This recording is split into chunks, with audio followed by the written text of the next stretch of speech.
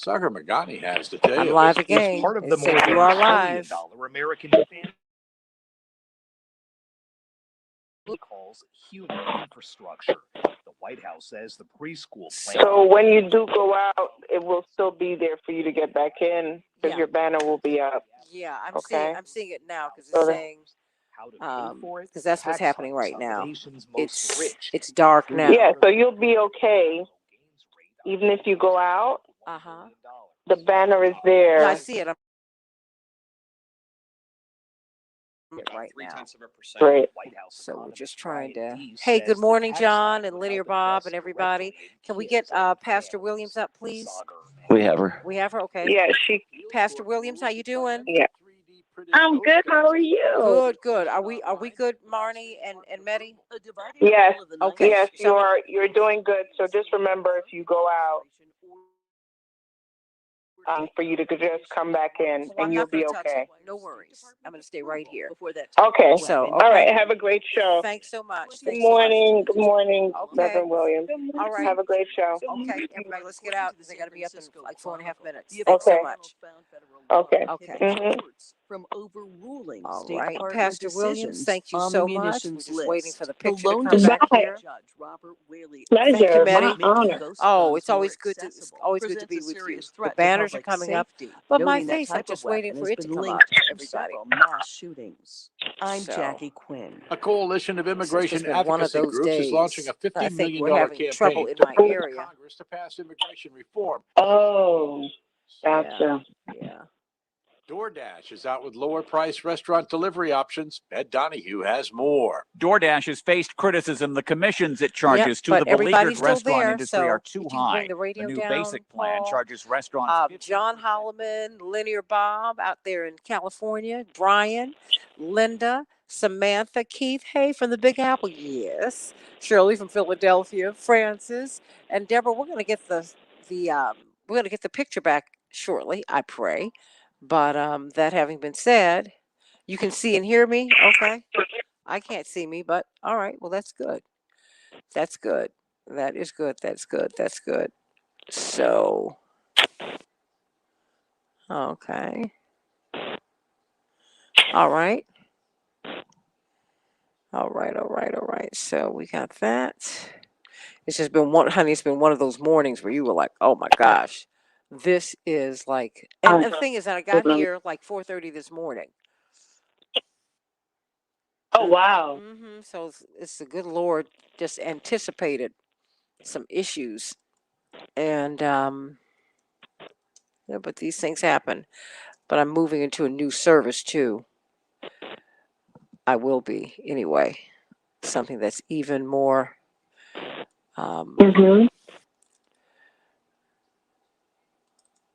because you're paying for something and you think you're paying for one thing and that's not what you're getting.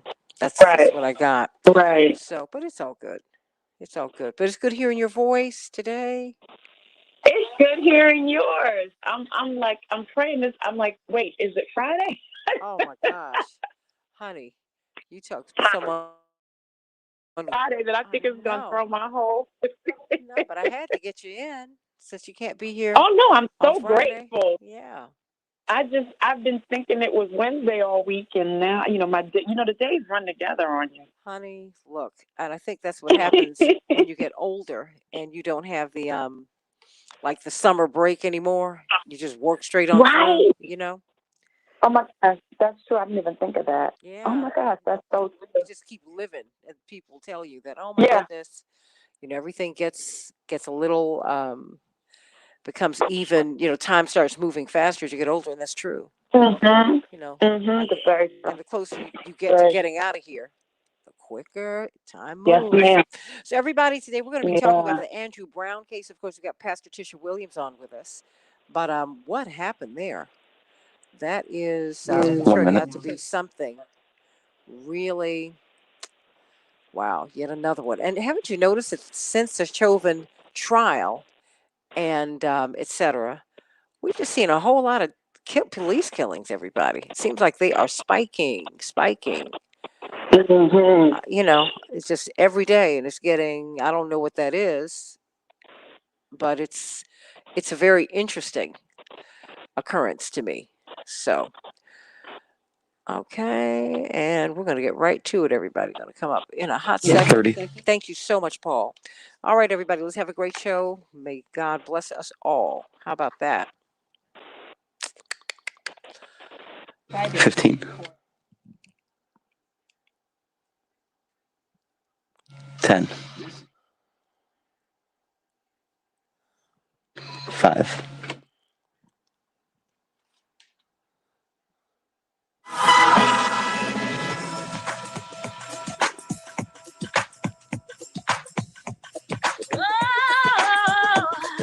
This is the Santita Jackson Show. Hey, everybody. Welcome to the Santita Jackson Show. Wednesday, April 28th, 2021. 99 days since President Joe Biden has been in office. He is going to give his State of the Union address tonight before a joint session of Congress. Instead of having 1,600 people in the room, there will be about a little more than 200 people in the room. So it's going to be very, very interesting. What will he talk about? Well, today, what are we going to be talking about? The new CDC guidelines. Maybe we're going to have like a soft mandate on the vaccine after all. It's going to be very interesting. We're going to be talking about what all of that means as fewer and fewer vaccines are available to us because of halts, because of investigations and all of that. But what does all of this mean, and what do these shots actually do? Think we need to know what they actually do so that we can know how to behave accordingly. And of course, we're going to be talking about the Andrew Brown case. And of course, we had another young person killed here, Mr. Alvarez in Chicago. I mean, haven't you noticed that there are a lot of police killings since the Derek Chauvin trial started? New York Times committed a study that was about 20 days old from March 29th until April 17th.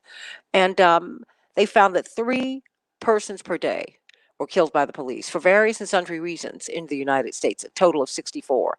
And it seems, and then in the 24-hour period after Derek Chauvin was convicted, 6 people were killed by the police in the United States. And it seems to me that the hits just keep on coming. So what's going on here? What is going on? And specifically what happened in that case? Because the family commissioned a private autopsy and he was shot in the back and in the back of his head. It's a lot to talk about, everybody. And it was like a military style deployment of police to his little humble working class neighborhood.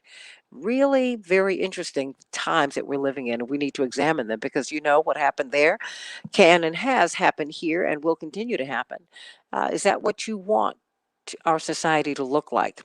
I'm Santita Jackson coming to you from WCPT 820, the nation's largest progressive talk radio station here in Chicago. Took over the airways for Air America, and thanks to you and your support, we're one of the most competitive stations here in Chicago, and we're getting listeners from all over the country, indeed from all over the world, and we want to thank you for that. AM 950 Radio, my home in Minneapolis, St. Paul, the voice of progressive Minnesota, sending my love to Chad Larson, Sounds of Blackness, and everybody, Pastor Jerry McAfee, Spike Moss, and all my friends up there, sending you all much love this morning. We have got a lot to talk about, and I want you to call me or text me at 773-763-WCPT, 773-763-9278. GWC Injury Lawyers gives you the opportunity to text. So call me, text me, 773-763-WCPT, 773-763-9278. And let us talk about a lot today. And I want you to meet my morning stars over on the Santita Jackson and Friends page on Facebook and on WCPT 820's Facebook page as well. And of course, I want to thank all of you for continuing to like and subscribe to my new YouTube channel, The Santita Jackson Show. Please continue to like and subscribe, and you can look at the show from over there as well. So, got a lot to talk about today, and so let us get to some of these headlines before we get to the anointed pastor, Tisha Williams, to give us some good news today, everybody. We're going to have a high of 59 degrees here in Chicago, scattered thunderstorms. Minneapolis, St. Paul, 63 degrees will be your high, partly cloudy. The markets held steady yesterday. The Dow closed up 3 points. The NASDAQ closed down 48 points, and the S&P 500 didn't move, really. 0.9 point, but it was down.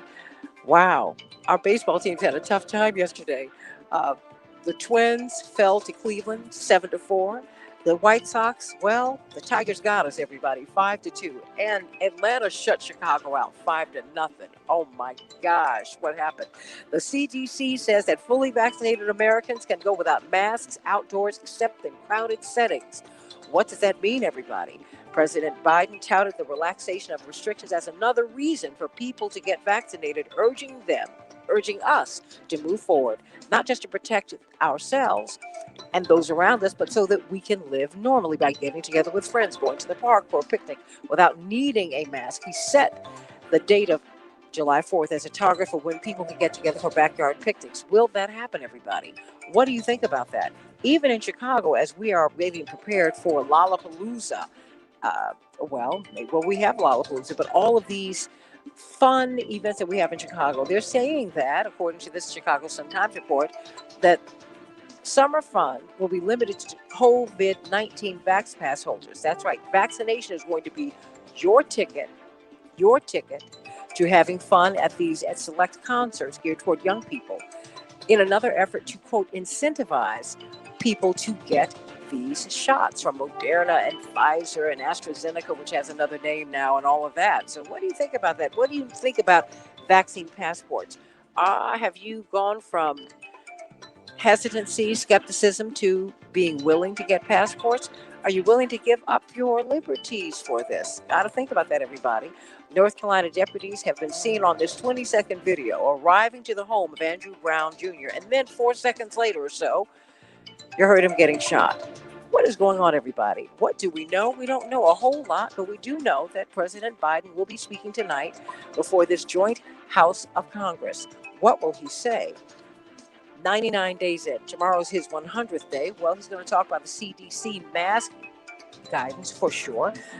And he'll touch on the pandemic, the devastation that the Capitol riot reached upon the Capitol and our country. And he's also going to be pushing for bipartisan support for the infrastructure plan. So what do you think about that, everybody?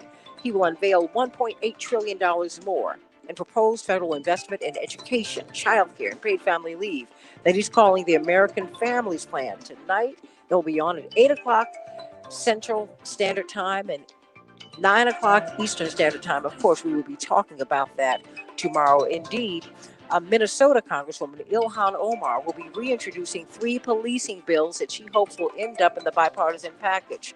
They've been fine-tuning this for weeks. And so, those are just some of the headlines on the Santita Jackson Show. Let us get to Pastor Tisha Williams, First Baptist Church, Bridgehampton, New York. How you doing today?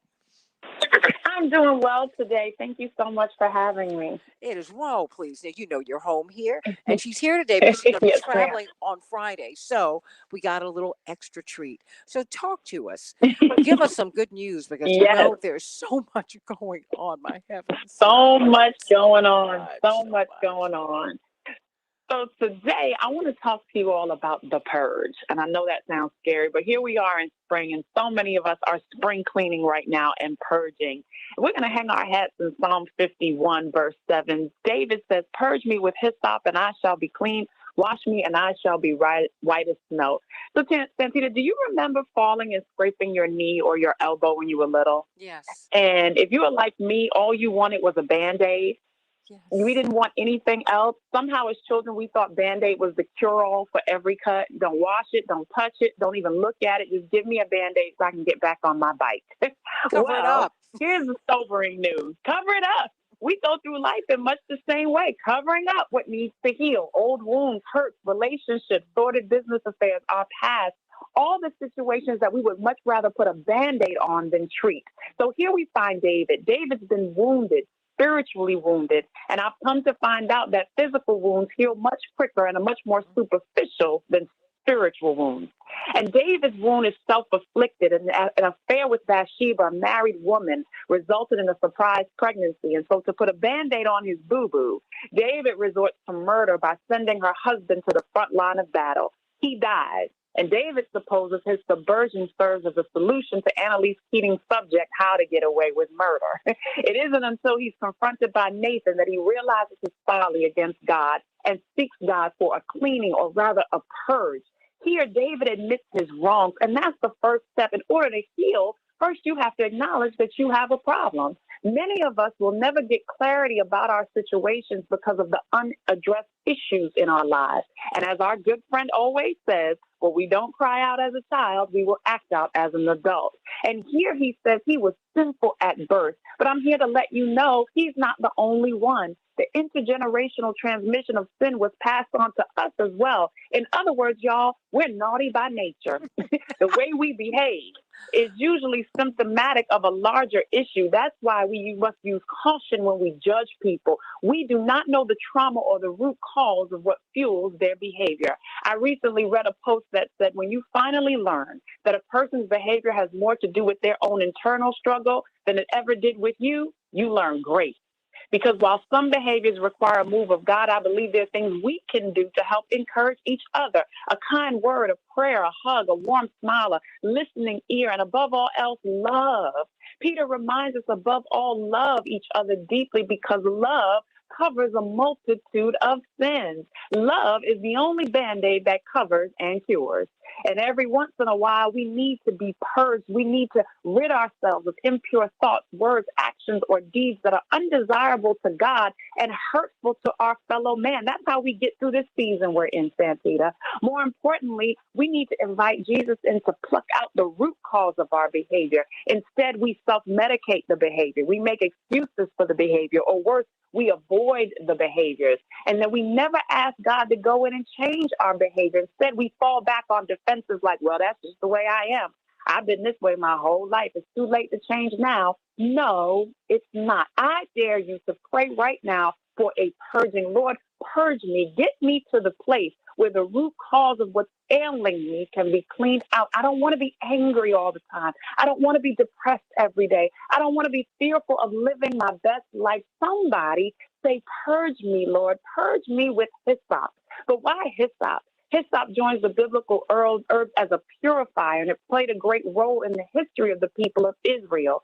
Here, David is having a personal aha moment, recalling the power of hyssop through Israel history. And I believe he says right here, if it was good enough for them, it's good enough for me. Come on, y'all. I can hear the saints singing, give me that old time religion. It's good enough for me, but don't make mistake what I'm saying. I'm not saying the old time religion that oppressed, but rather the one that sets free. Today, we have expensive medications, but occasionally you need an old school healing. You need an old school cleaning. If it was good enough for Big Mama and them, it's good enough for you. I'm not talking about the kind of medicine that comes from the pharmacy. I'm talking about the kind that comes from the farm and from the cabinet. I'm talking about using eggshell lining to dry up a boil, or saute lamb fat as a burn paste, brown soap and sugar salve as ointment. David realizes this infection is so deep, he needs the stuff of the ancestors. And that's what we need today as we deal with this infection and police brutality and white supremacy. We need the stuff of our ancestors. I love when I hear people say, I wish somebody would. We're not our ancestors. And you're right. Sadly, we've proven on occasion to be far weaker. But right about now, we need the stuff, the strength, and the steadfastness of our ancestors. David had to go back to praying like he did in the cave before he got a palace. Is this your cry today? Lord, purge me and make me like new. Here's the good news. You don't have to live with the stuff you've been living with. Today, you can be purged. You can be clean from the inside out. Today, you no longer have to eat the fruit of the root that is tearing you apart. And so today, I encourage you to do some spring cleaning and start purging. And that's the good news. Whew. Amen. Pastor Tisha Williams. First Baptist Church of Bridgehampton, New York. You got to get her book. I see you, sis. I see you, sis. I see you, sis. Love you so much, Pastor Williams. Love you, love you, love you. And thank you for the blessing. Well, you know what? We got some more good news about our health. You know, at the bottom of the hour, we're going to bring on Dr. Shanina Knighton, PhD nurse, an infection prevention specialist, and Dr. Porter out of Washington, D.C. We're going to be talking with Dr. Deborah Holt and Dr. Marilyn Porter about these new CDC headlines. But you know what? You know we have to go to Dr. Deb first. She's our own in-house epidemiologist, one of the most brilliant ones in the world, Associate Dean of Public Health at Michigan State University. And I have to come to you first because, Dr. Deb, you've been talking about the guidelines and, well, how they shift or evolve. How are we to read this?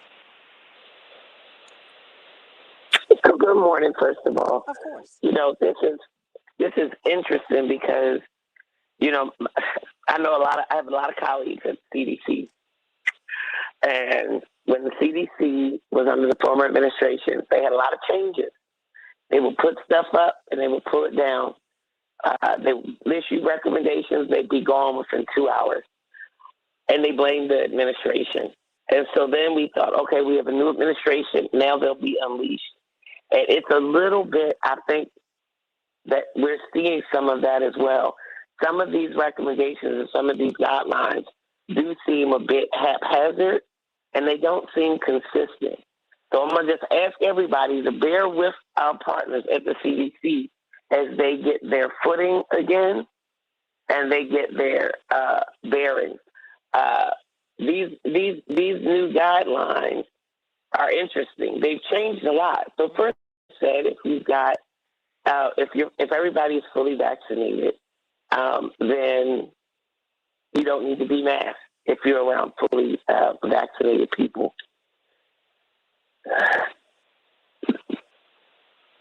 Now some of that seems to be changing. I mean, but see, and the thing is, it's radical because what they keep sneaking in now, it's just or tucking in or just saying, well, now the thing is this. As we understand vaccines, and you understand them far better than we do, but as we understand them, once I get a vaccine, I'm inoculated, which means I don't have to worry about this anymore. That is not what happens here. This is more of a mitigant. That is to say, prevent you from getting the worst possible expression of the disease. At least in most cases it does. In the overwhelming majority of these cases. I am concerned, Dr. Deb, that now that we have this green light, and a lot of people, quite frankly, just basically, there are many situations fully vaccinated people. If you look go ahead. No worries. If you look at the real numbers, I mean, most Americans have not been vaccinated, or they have not gotten these shots. Most of us have not. Most of us haven't, and now many people, because of the J&J, the issues with the Johnson & Johnson vaccine and because shots, people are now reluctant to take the second shot in order to complete the process. So we have a lot going on here. And in the middle of that, you're told that they have been very forward, Dr. Verholten, about wanting to incentivize people to get the shots. I'm like, but is this the way you do it? Because you see in Chicago, they're going to start, we're going to need vaccine passports to get into select concerts and things like that. I'm just wondering how that's going to impact behavior and how it's going to impact people, how it will impact the whole process. I think what they're trying to do is they're trying to give people some skin in the game, right? They're trying to give people some real skin in the game to get vaccinated. There's this whole world of behavioral economics, and that is what is behind decision making for most people. What are the things that drive people, and what are the things that drive and change and influence behavior? As you start to look at this new guidance, and you look at this little chart that they have, which it sort of reminds me of, you remember when the food pyramid kept changing? It was this many fruits and vegetables per day. So then they started breaking down how much percent of your diet should come from fat and other things.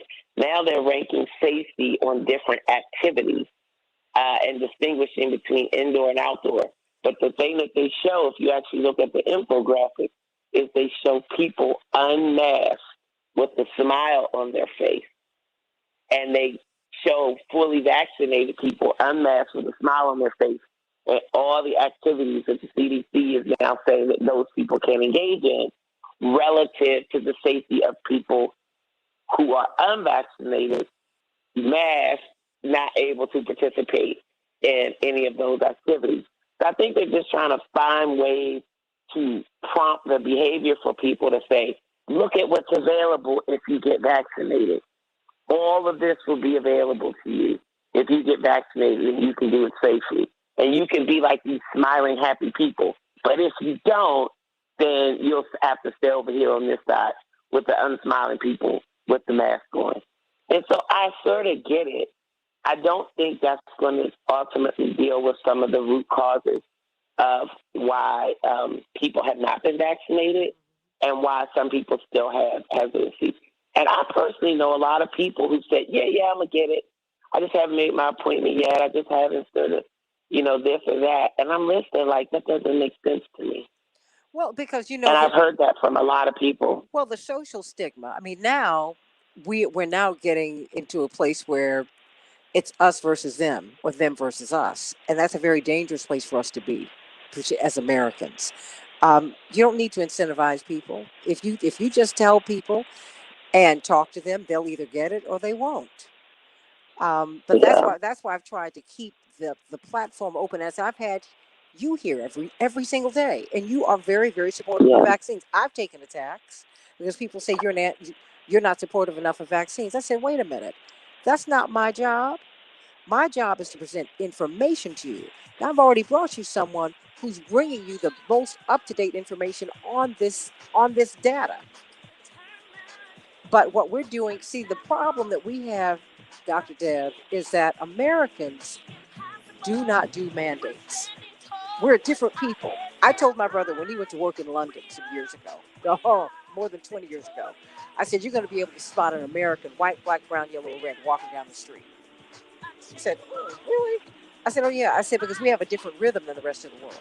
We really believe in freedom and liberty, and that's how we get down. That is it. You're going to see that. He called me from one of those red phone booths in London.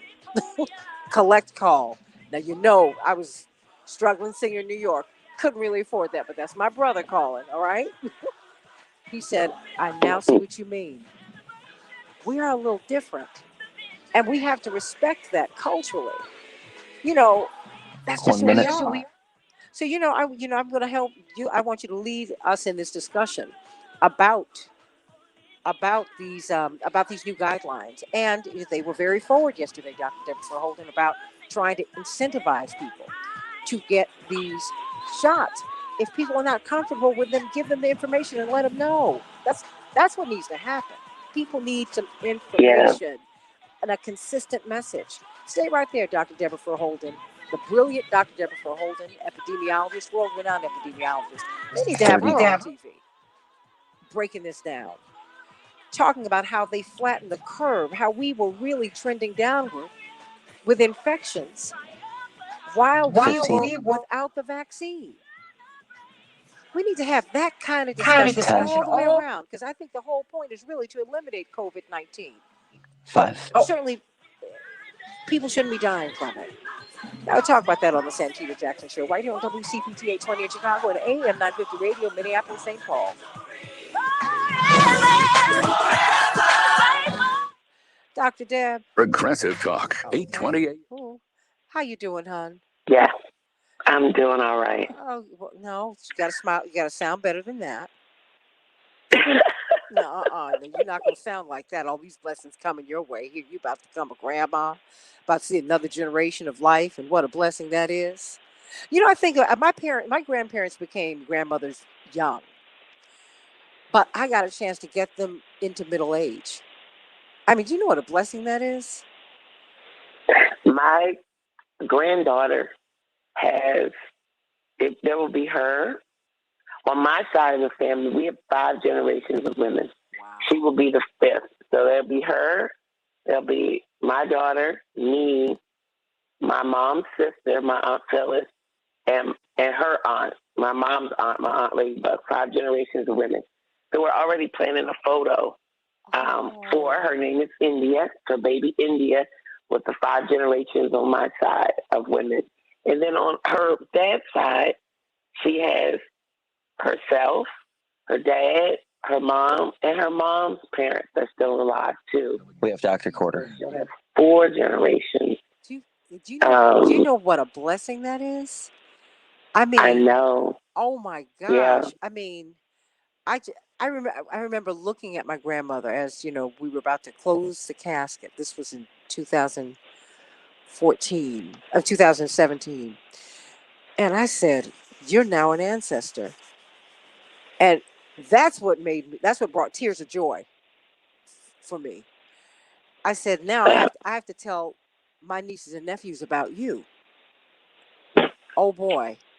And I now have a lifetime of stories. And we have Dr. Knighton. Oh wow.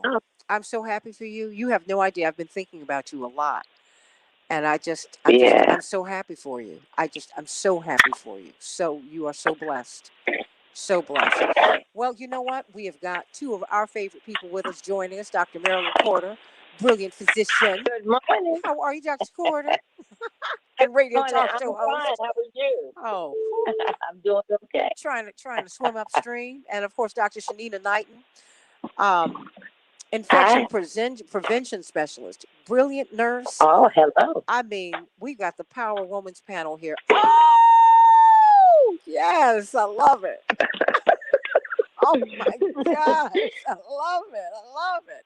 Well, you know what? Look, I have been at Fox News for a minute, and in all of these Fox, MSNBC, CBS, all of that, I can hear something in the background. Somebody, so because we're gonna have to make sure we don't hear that when we're on the air. Everybody is always looking for black people who do this, that, and the other. And I'm like, we exist. What are you talking about?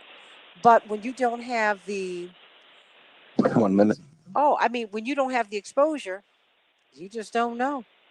Wow. So it just touches me that I was able to reach out to all of you and talk about this. And of course, I had to bug Dr. Knighton in the middle of the night. I was like, "Oh, I'm sorry. I have no shame. This is my producer's hat. I got to call you." 30. So pardon me, Dr. Knighton. On family time. Oh boy. Stay right here, everybody. Lord help me. 15. All right. Thank you, Paul. Thank you. And Paul Javari is giving us a great show today. So everybody send him some love. Okay. Stand by. 5 seconds.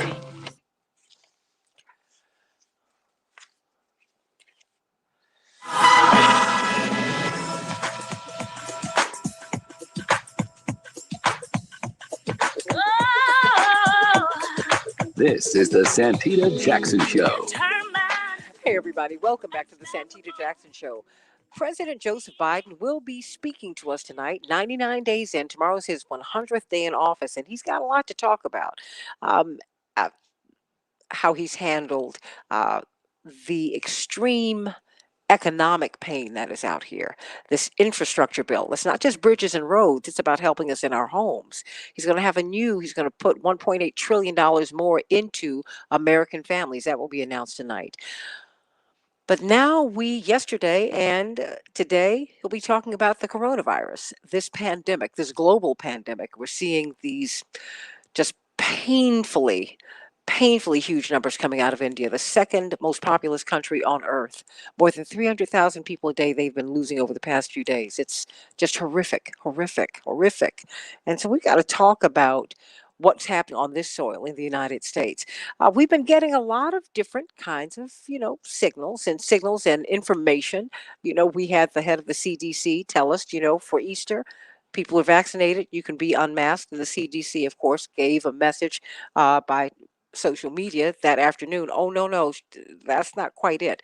There's a lot that we're still trying to find out about COVID-19 and its variants. And so, to be fair, science evolves and things change, but also there's money and there's publicity, there's PR, there's trying to shape a message. There is, and they've been very, very forward with this. The president has talked about incentivizing people to take shots, as more and more people now are becoming reluctant to take the Johnson & Johnson shot because of their troubles. AstraZeneca, which now has a new name, they've had their troubles. Pfizer's investigating heart inflammation in 30-year-old men in Israel. So there's a lot going on here. But you know what? We've got to talk about how we are going to make it through.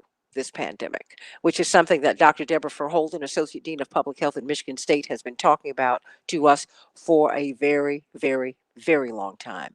And now we're going to be talking to Dr. Marilyn Porter, brilliant physician out of Washington, D.C., of course, a Howardite. I just had to say that, Dr. Porter. And she hosts her own radio show. Well, I just had to say it. And how can we hear you on the radio, Dr. Porter? Yes. Hi, and thank you so much for having me. I am so pleased and honored. Yes, I'm a Howardite. I do my radio show every Saturday live right here, Radio 1, WOL 1450 AM, Saturdays from 3 to 4. And we talk about everything. So it's Village Talk with Dr. Porter. So we want to make sure that we inform the village. Absolutely. And you need that because then, for those of us who are reluctant to go see a physician, or maybe we just can't afford it, call into her show. She will talk to you about it all. And of course, we're so proud. This is, well, I hate to say it. I have to say it. She's our baby on the panel, but we're so proud of Dr. Shanina Knighton. She's, of course, at Case Western Reserve University. She's one of the few people in the world who is an infection prevention specialist. She's a nurse, she's a PhD, but she's an infection prevention specialist. And we need all of these women now more than ever. Someone who looks at group health, someone who looks at your personal health, someone who looks at how we can not get infected. Let me start with you. Dr. Knighton, because you are really into the prevention. That is your space, the prevention of infections. What do you make of these new guidelines from the CDC? So, in honesty, I think the problem is how that saying goes, do as I say and not as I do. The issue is with us having a mixture of both vaccinated and unvaccinated people, you might, let's say, be outside and you see, or not even outside, I'm not going to use that as an example, but let's say at a restaurant or somewhere in a closed-in setting and you see individuals without masks on, but you don't, let's say, know their vaccination status. Well, individuals that might not be vaccinated yet or have the opportunity to be vaccinated also say, okay, well, I can take off my mask too. And so then there's a conundrum of individuals that are vaccinated and not vaccinated that just think that the mask guidelines automatically go away. And so the other piece of it is yes, I saw the guidelines regarding masks and being able to wear them outside. The problem is that even after the protests that we had last summer, there was no evidence, as well as there's no scientific evidence that is showing that people, while being outside, had an increased chance of catching COVID. We use the outside air as the ventilated air to be able to make sure that the air does stay, the concentration of droplets stay low. And so I saw the guidelines about the safer activities and what to do among vaccinated and unvaccinated people. And outdoors is not a concern to me as much as indoors is, where there may not be sufficient ventilation, where individuals may be vaccinated, others aren't. And I think the one thing that we tend to forget is that while the vaccination can reduce the antibodies that are in someone's nose, that would cause them to, let's say, sneeze, breathe, honestly, sneeze and breathe, or even if you're talking and you sing or you say something, those droplets still have potential to transfer and still have potential to have COVID. It's just that there is a decreased risk. And so seeing the guidelines creates a mixture. And I think with the big health literacy issue that we have, it's honestly a slippery slope. So that would be my first initial thought on it. Dr. Porter, I mean, you obviously have been treating people who've got COVID. I mean, this is not academic for you. This is something that you are seeing. What do you make of this? Just given how we behave. I mean, there's what we tell doctors that we do. And then when you look at our bodies, you're like, no, this is what you're doing. Yeah. Well, I must admit, I agree. Do as I say, not as I do. But I've been wearing my mask. I'm fully vaccinated, and I have a concern. Even prior to the updated CDC guidelines from yesterday announced, we are seeing this So we still see an increase in numbers in different pockets. And, I know we have millions of people who are vaccinated, which is a good thing. But my concern is when you don't have a mask on and you're vaccinated and you're around, I'll call it risk populations, depending upon, who you're talking about, seniors and or children. And I'm going to emphasize because we're seeing a high increase in children getting COVID. We're talking toddlers, young children, because all the daycares are open up. That's just like the senior citizen homes. I mean, because they're going to spread and they are giving it to the grandparents as well. So let's say you have a child who's 2 years old. They don't wear a mask, okay? And they give it to someone who is a vaccinated individual who can still have it. And if they don't have a mask on, and this is where I'm going with this, if they don't have a mask on, they can transmit it to others. So I think we may be moving a little bit too fast. And I think we need to pump the brakes a little bit. We want to get out. It's a wonderful day here in DC as well. We want to do things back to some normality, but it just concerns me when we're seeing variants, et cetera. I think we may want to hold off a little bit longer until we understand what the safe environments are. Let's say the outdoors, yes, I agree with the outdoors, and perhaps, still not in a crowd, but a small group, maybe a barbecue or so, for those who are vaccinated without a mask, with those who are not vaccinated, still having some caution in terms of masking and distancing to some extent. But the indoors, what I'm afraid of, and I'm seeing a lot of it going on here. New cases coming up, especially, I just got off the phone with a patient a few minutes ago. A daycare had a spread, even with a small cohort. So it is a slippery slope. I agree, it is a slippery slope.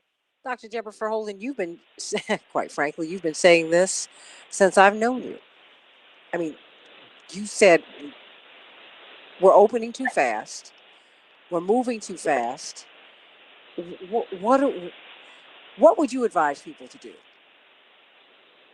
Well, the thing is, like I said, I've been a big advocate for and looking for, like many, to see the CDC get their mojo back, right? And be able to put out the kind of recommendations that make sense to people. The problem is with COVID, there's so much that we're learning, that the evolution of knowledge. A colleague friend of mine says, if you want to keep pace in COVID, you got to be prepared for things to change at least twice a week. And I sort of laugh at that, but it's really true. You got to be on your toes. But there's some things that have not changed. Some things that have not changed. And I remind people that we brought this pandemic down substantially in the absence of a vaccine. We did that with public health and prevention. Now that we've got the vaccine, that is this new, very important, albeit imperfect, important additional layer of protection. It should have been the game changer. But the mistake that we made is we let go of all of the basic prevention stuff. And my concern now is, instead of doing what I had hoped we would do, which was continue with all the prevention, but add this new game changer. This is going to be the thing that's going to have us hit the tipping point. It's almost like when the vaccine came in, it was a false dose of hope for a lot of people.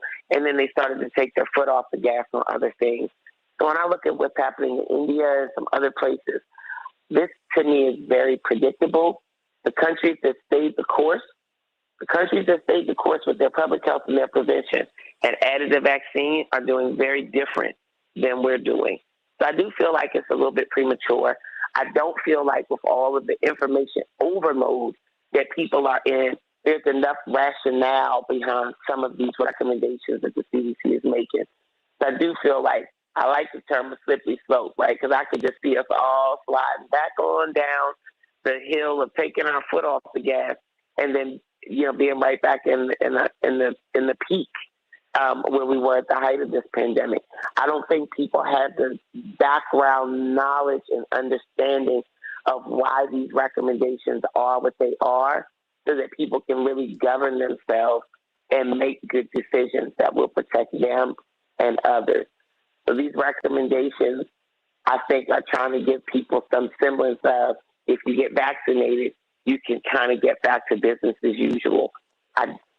I just don't agree with it, though. Well, we have to be very, very careful because there are 331 million Americans, according to the latest U.S. Census data. But there are 96 million Americans who are fully vaccinated. Now, this is according to this report from the Washington Post. And so they're saying those who are fully vaccinated can now forego masks for many of these outdoor activities: walking, running, hiking, biking outdoors, alone or with members of your household.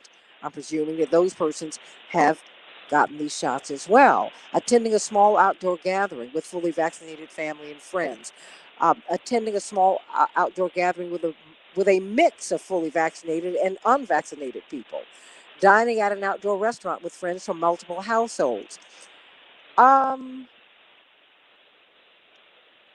are you supposed to behave, Dr. Knighton, when you're in these mixed environments? I mean, do you have to ask? Should you ask people, have you been vaccinated, or are you COVID-19 negative? How is this supposed to work? I mean, what should we physically do?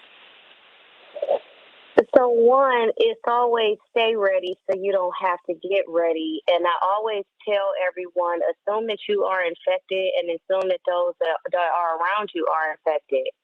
And while I understand there is emphasis about where to gather, the problem that I will continue to have with our leaders is that the messaging is not how should we do it, meaning what are the steps that we should safely take? How are they broken down into how they apply into our daily lives?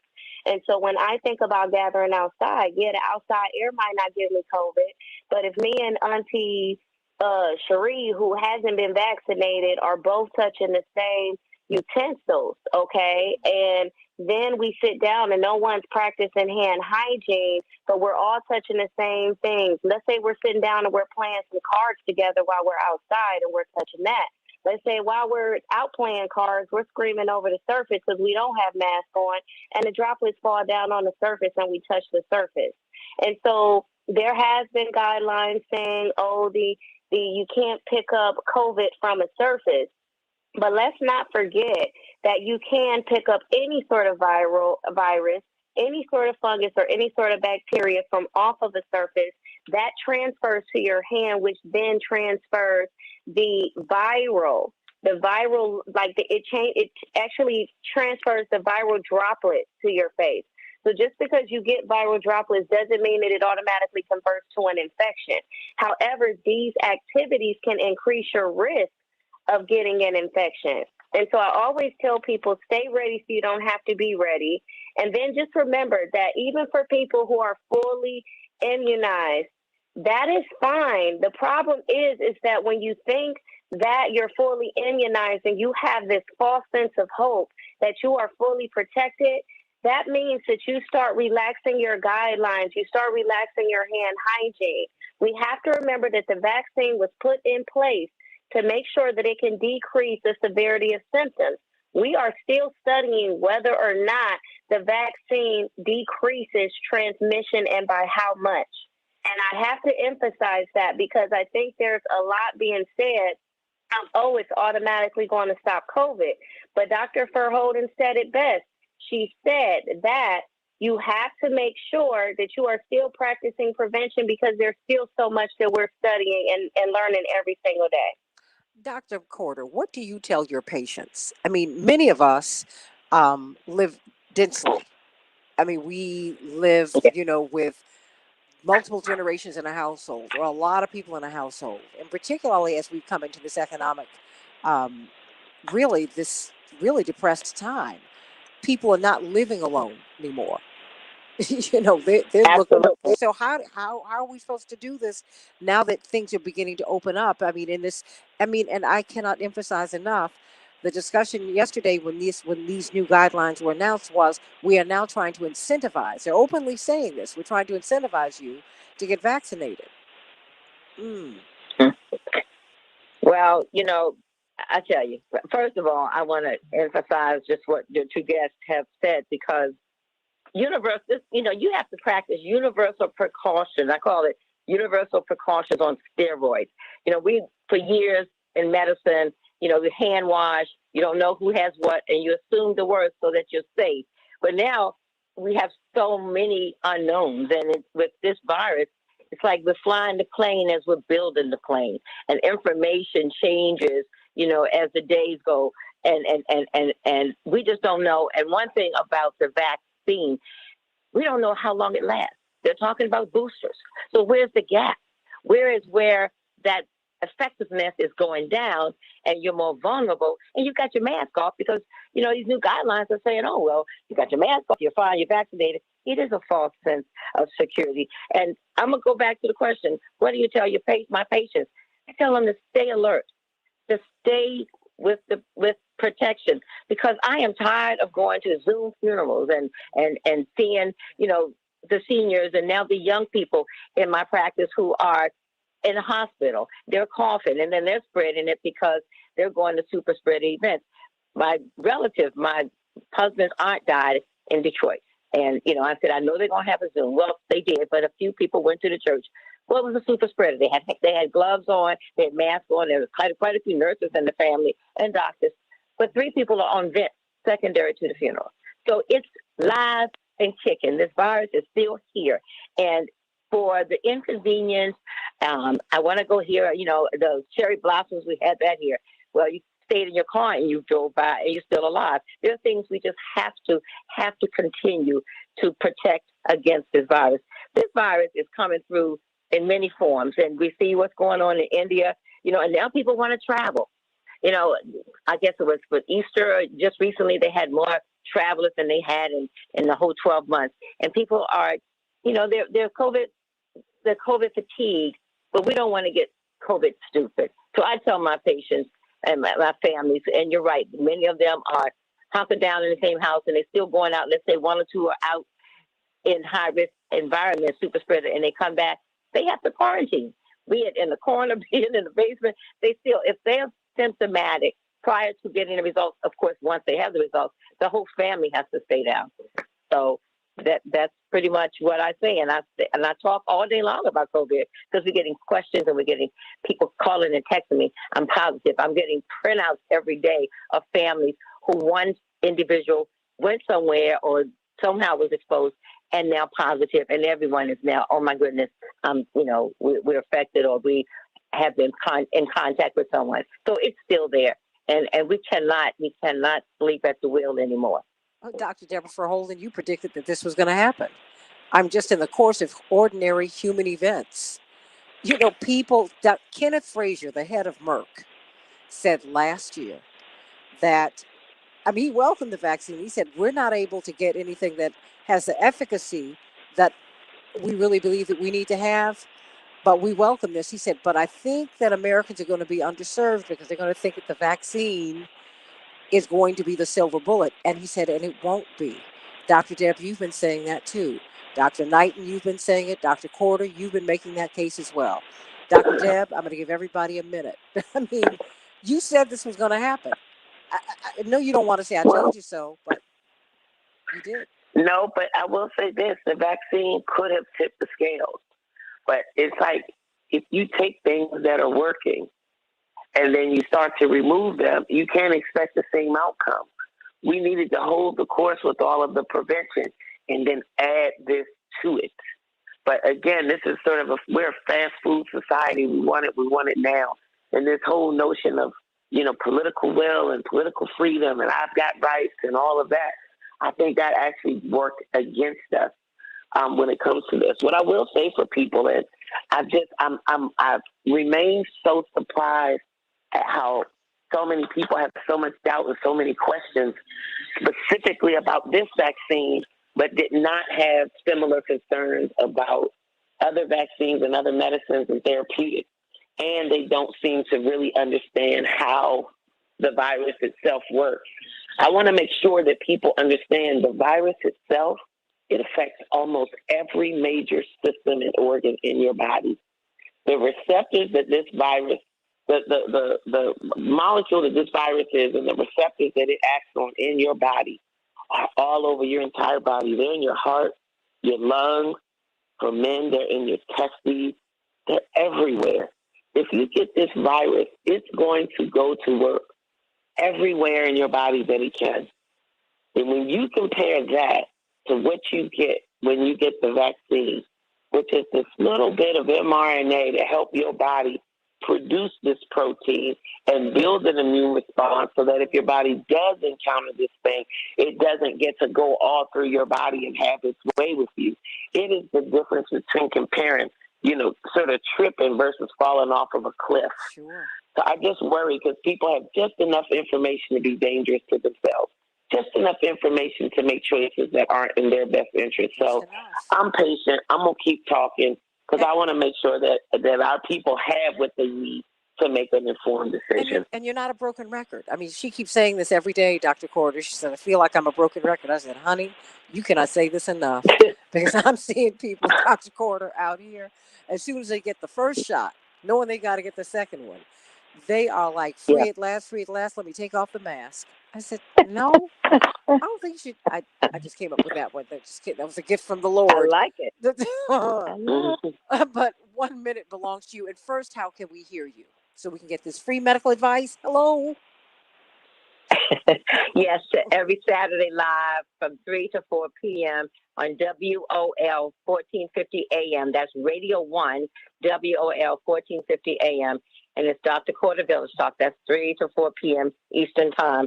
I want to make sure that we understand, and Dr. Fairholden, you're right. This now, post-COVID, is now the new comorbidity after having COVID because it shakes your body initially. I call it the acute, the big fire. And you may have problems with, smelling and tasting, of course, your lungs. But it sits there and it wreaks havoc. And it's the new comorbidity. So one of the things we're going to now end up doing is revising the forms of chronic illnesses. And unfortunately, one of the chronic illnesses is, have you had COVID? Because it attacks neurological. You have seizures, you have strokes, you have cardiovascular problems, myocarditis and throwing emboli in terms of clots.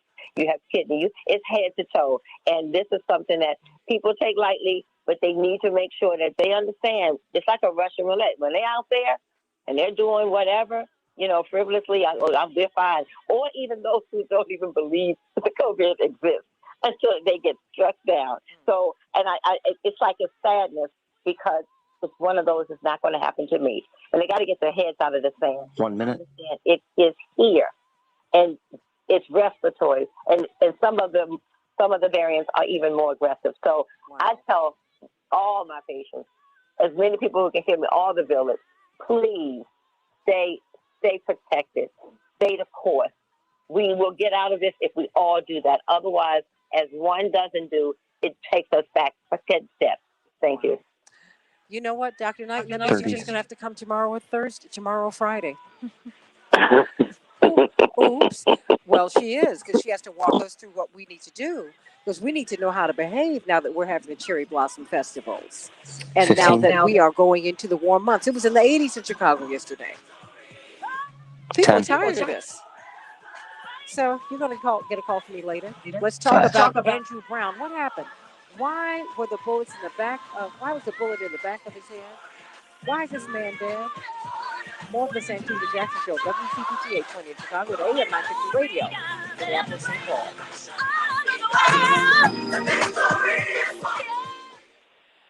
Lovely ladies, you all are great, and you made my job so much easier this morning after the crazy day that I've had. Already. So, but I love this panel. But see, this has to be longer, Deborah. We have to do something longer, an hour.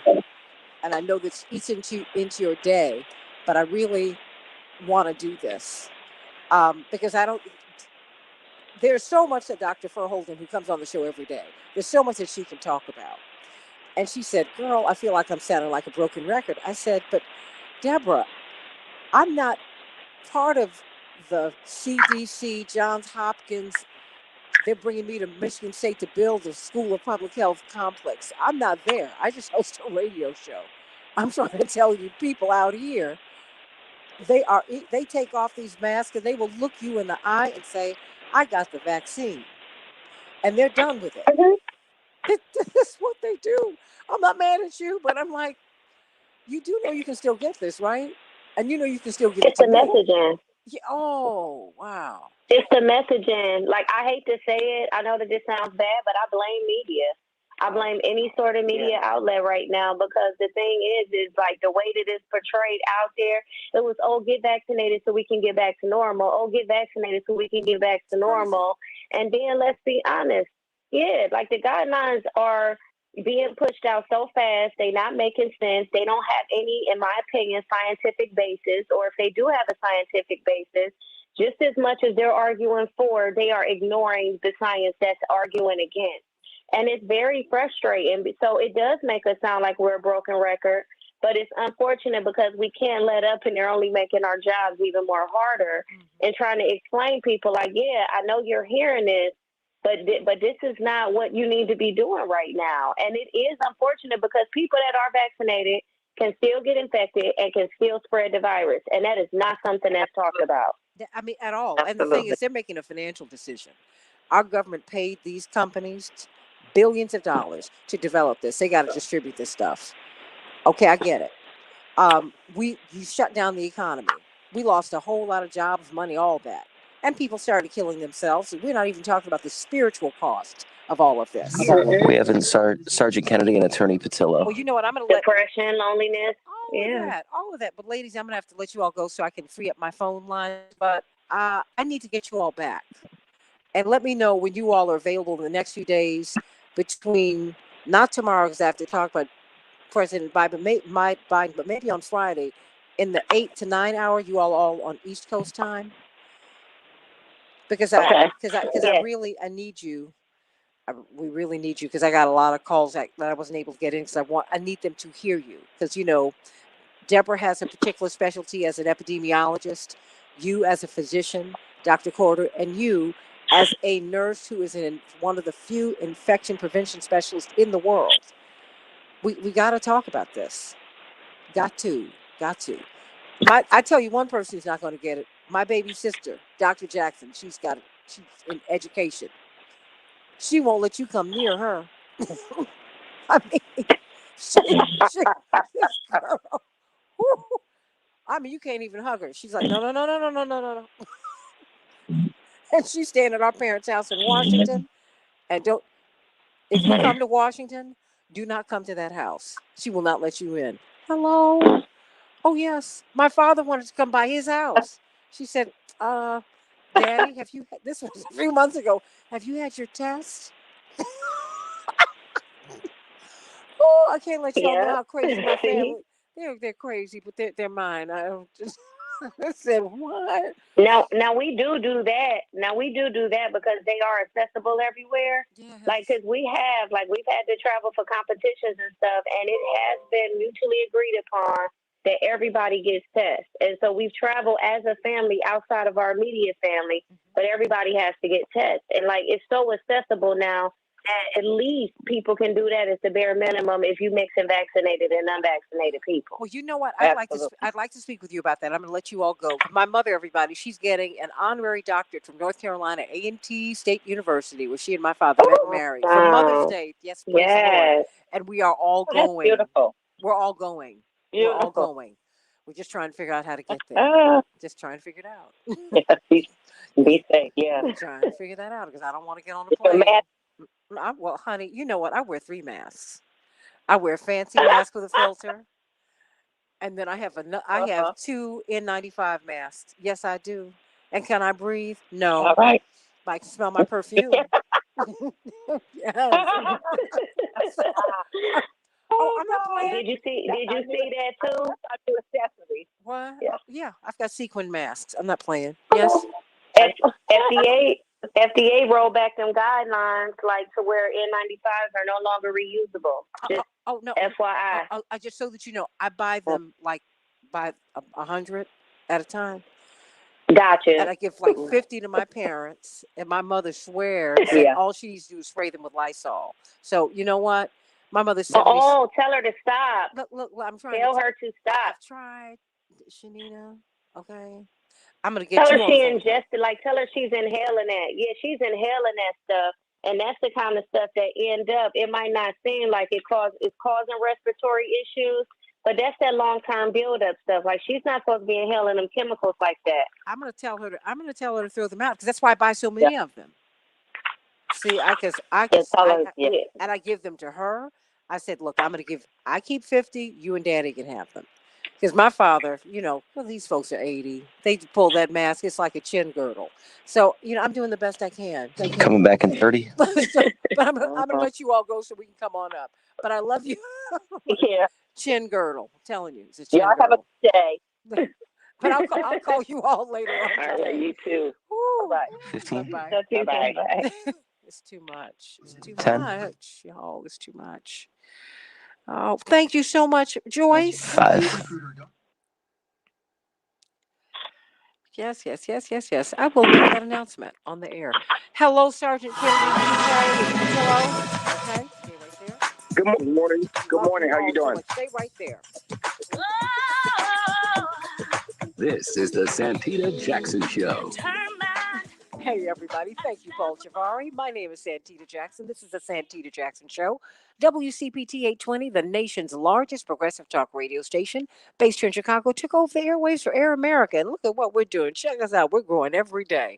AM 950 Radio, Minneapolis, St. Paul, the voice of progressive Minnesota. If you want the best progressive talk and progressive news, come right here to AM 950 Radio in Minneapolis, St. Paul, and WCPT 820 here in Chicago. And of course, spread the word about us. I want you to meet my morning stars on the Santita Jackson and Friends page. We're streaming there. We're also streaming on WCPT 820's Facebook page and on my new YouTube channel. Hello, everybody. Like and subscribe. Thank you so much for making the numbers go up. That's right, the Santita Jackson Show. And I want you to call us at 773-763-WCPT, 773-763-9278. GWC Injury Lawyers gives you the opportunity to text. Got a lot to talk about. We've been talking about these new CDC guidelines with Dr. Marilyn Porter and Dr. Shanina Knighton, and of course our own Dr. Deborah Furholton. We're going to be continuing that conversation in the next couple of days because we need to know how to proceed forward, everybody. There are a lot of little things that we do that really that are getting us infected. And we come up with COVID-19 and we don't know why, but we're going to go through that. And of course, we had the good news from Pastor Tisha Williams. And if you want to hear the podcast of this show, please go to WCPT820.com/Santita, WCPT820.com/Santita, and you'll be able to hear the podcast of this show. That's right. What are we going to be talking about now? Andrew Brown? Oh, yeah, we got to do that. What happened? What happened to that young man? What happened to that neighborhood? He was killed in his neighborhood, everybody. And they're all traumatized. His family are traumatized. And we're going to talk through that. There's a lot that we don't know, but we do know that there are more police killings in the wake of the Chauvin trial and the conviction than we've seen in a long time. So we got to talk about that today on the Santita Jackson Show. But, Paul, let's get to some of these headlines. In Chicago, we're going to have a high of 59 degrees, scattered thunderstorms. Minneapolis, St. Paul, 63 degrees, partly cloudy. The Dow closed up 3 points yesterday, but really the markets were unmoved yesterday. Although the NASDAQ closed down 48 points, the S&P closed down, really, it moved 0.9 of 1 point. There you go. Major League Baseball. Well, our teams had a tough time.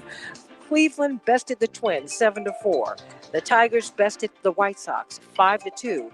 And Atlanta shut out the Cubs 5-0. Let's hoping we're having a better day. What is going to happen tonight? Well, Joe Biden is going to give his big speech to mark his first 100 days in office. Of course, his 100th day is tomorrow. What will he be talking about? The new CDC guidelines, the infrastructure bill, and he's going to also unveil a $1.8 trillion package. Yeah, this is on top of the $2 trillion that he's asking for in infrastructure. It's called the American Families Plan. He's going to invest in education and childcare and paid family leave. The American Families Plan, of course, tonight it will be on the air at 9 o'clock Eastern Standard Time, 8 p.m. Central Standard Time. You don't want to miss it. And of course, Minnesota Congresswoman Ilhan Omar is reintroducing 3 policing bills that she hopes will end up in the bipartisan package. They've been trying to fine-tune it for weeks, everybody. And let us go to the CDC. They said that the fully vaccinated Americans can go without masks outdoors, except in crowded settings. What do you think about that? President Biden and the CDC are hoping that this will incentivize people, as they put it, to get the shots from Moderna and Pfizer and J&J and AstraZeneca, which now has a new name, by the way, everybody. But the nearly 96 million Americans who are fully vaccinated, now there are 331 million of us, but 96 million have been fully vaccinated. They can now forego wearing masks for these outdoor activities: walking, running, hiking, biking outdoors, alone or with members of your household, for example, attending a small gathering with fully vaccinated family and friends. They can also attend a small outdoor gathering with a mix of fully vaccinated and unvaccinated people, dining at an outdoor restaurant. We've got a lot to talk about, everybody. But they say that certain conditions increase risk. That's why the CDC is recommending that it's safest for fully vaccinated people to continue to wear fully fitted, well-fitted masks at the barbershop, the hair salon, attending a crowded outdoor event. But what they're going to do in Chicago is ask you for a Vax passport. That is in the Chicago Sun-Times today. Some summer fun is limited to COVID-19 Vax Pass holders. Vaccination, according to Chicago's Public Health Commissioner, will be your ticket to get into events, some of these events here in Chicago. What do you think about that, everybody? So let's get right to it, everybody. We've got a lot to talk about today. It seems to me that we're having an increased number of police shootings, an increased number since the Chauvin trial ended. And I want to know, what do you think about all of that? Call me or text me at 773-763-WCPT, 773-763-9278. In Elizabeth City, North Carolina, a black man has been killed by deputies in North Carolina, but you can't get the video. So what do you think about that, everybody? They say that they got a 20-second video. We can come down with the music now, Paul. There's a 20-second portion of body camera video that the family of Andrew Brown Jr. have seen. He was killed on last Wednesday, while the deputies were serving a drug-related arrest, search and warrant arrest. Now, it's very interesting because he's from an humble working-class neighborhood, and you saw what looked like a SWAT team. I mean, it was a militarized operation to go get this one guy. And now that the family have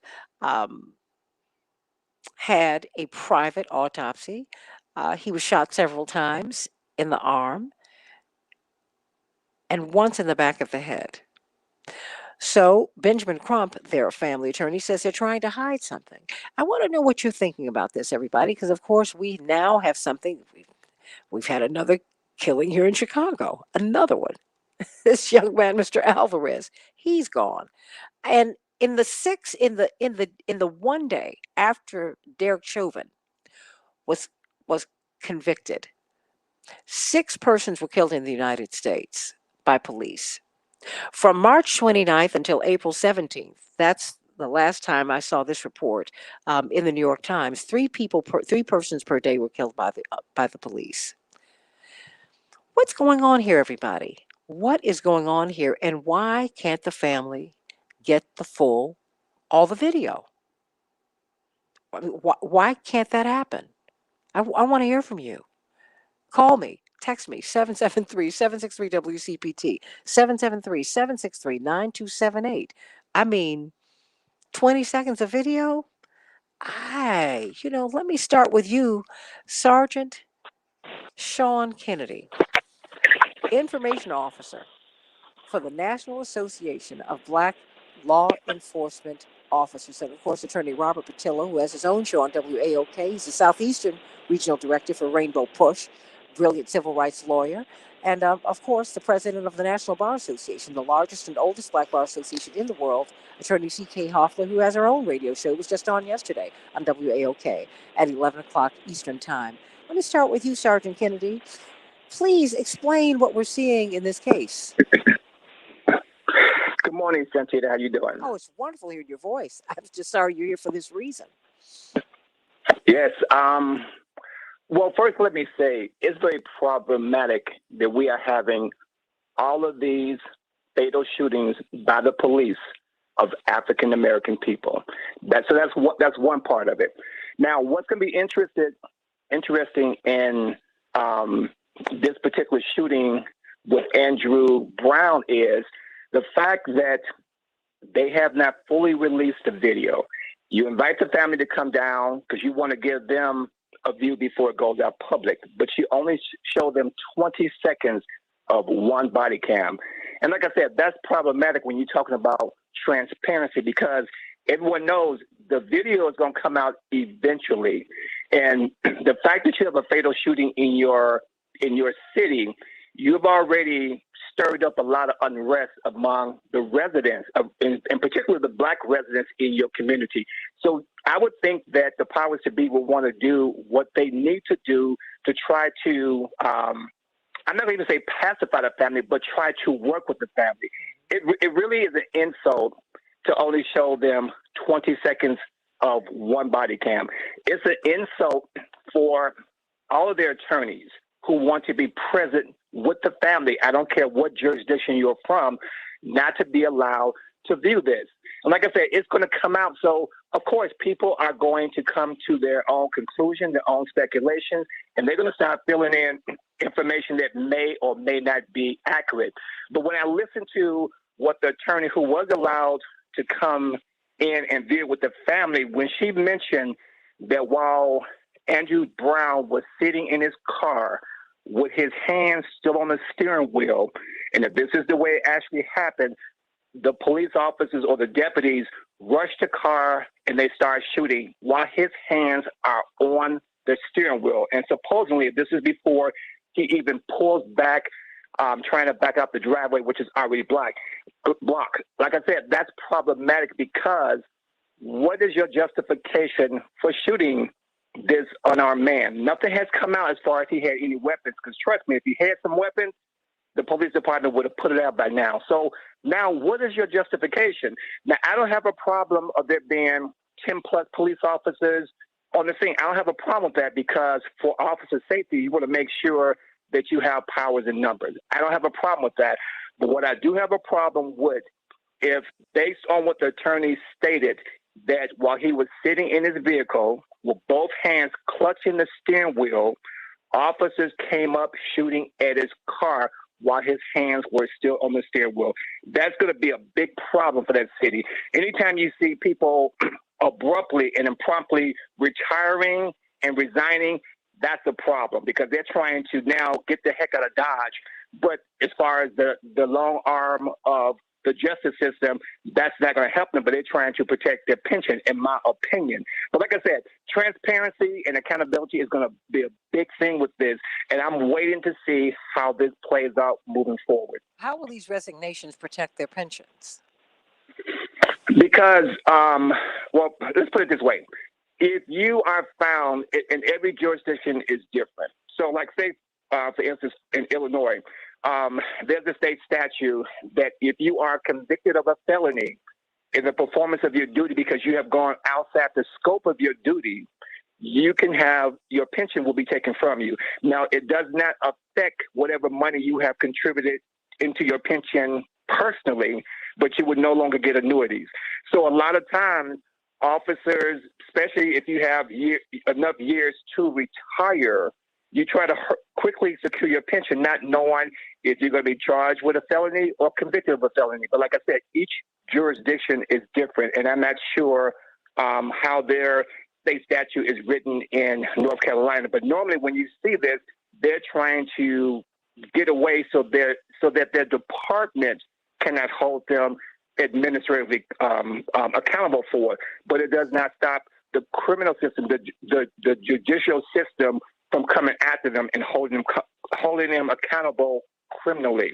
I mean, anytime you look to see what's happening, because a lot of times a person wants to retire, or even the ones who resign, they want to resign so that they can then go to another police department without having they were fired on their record.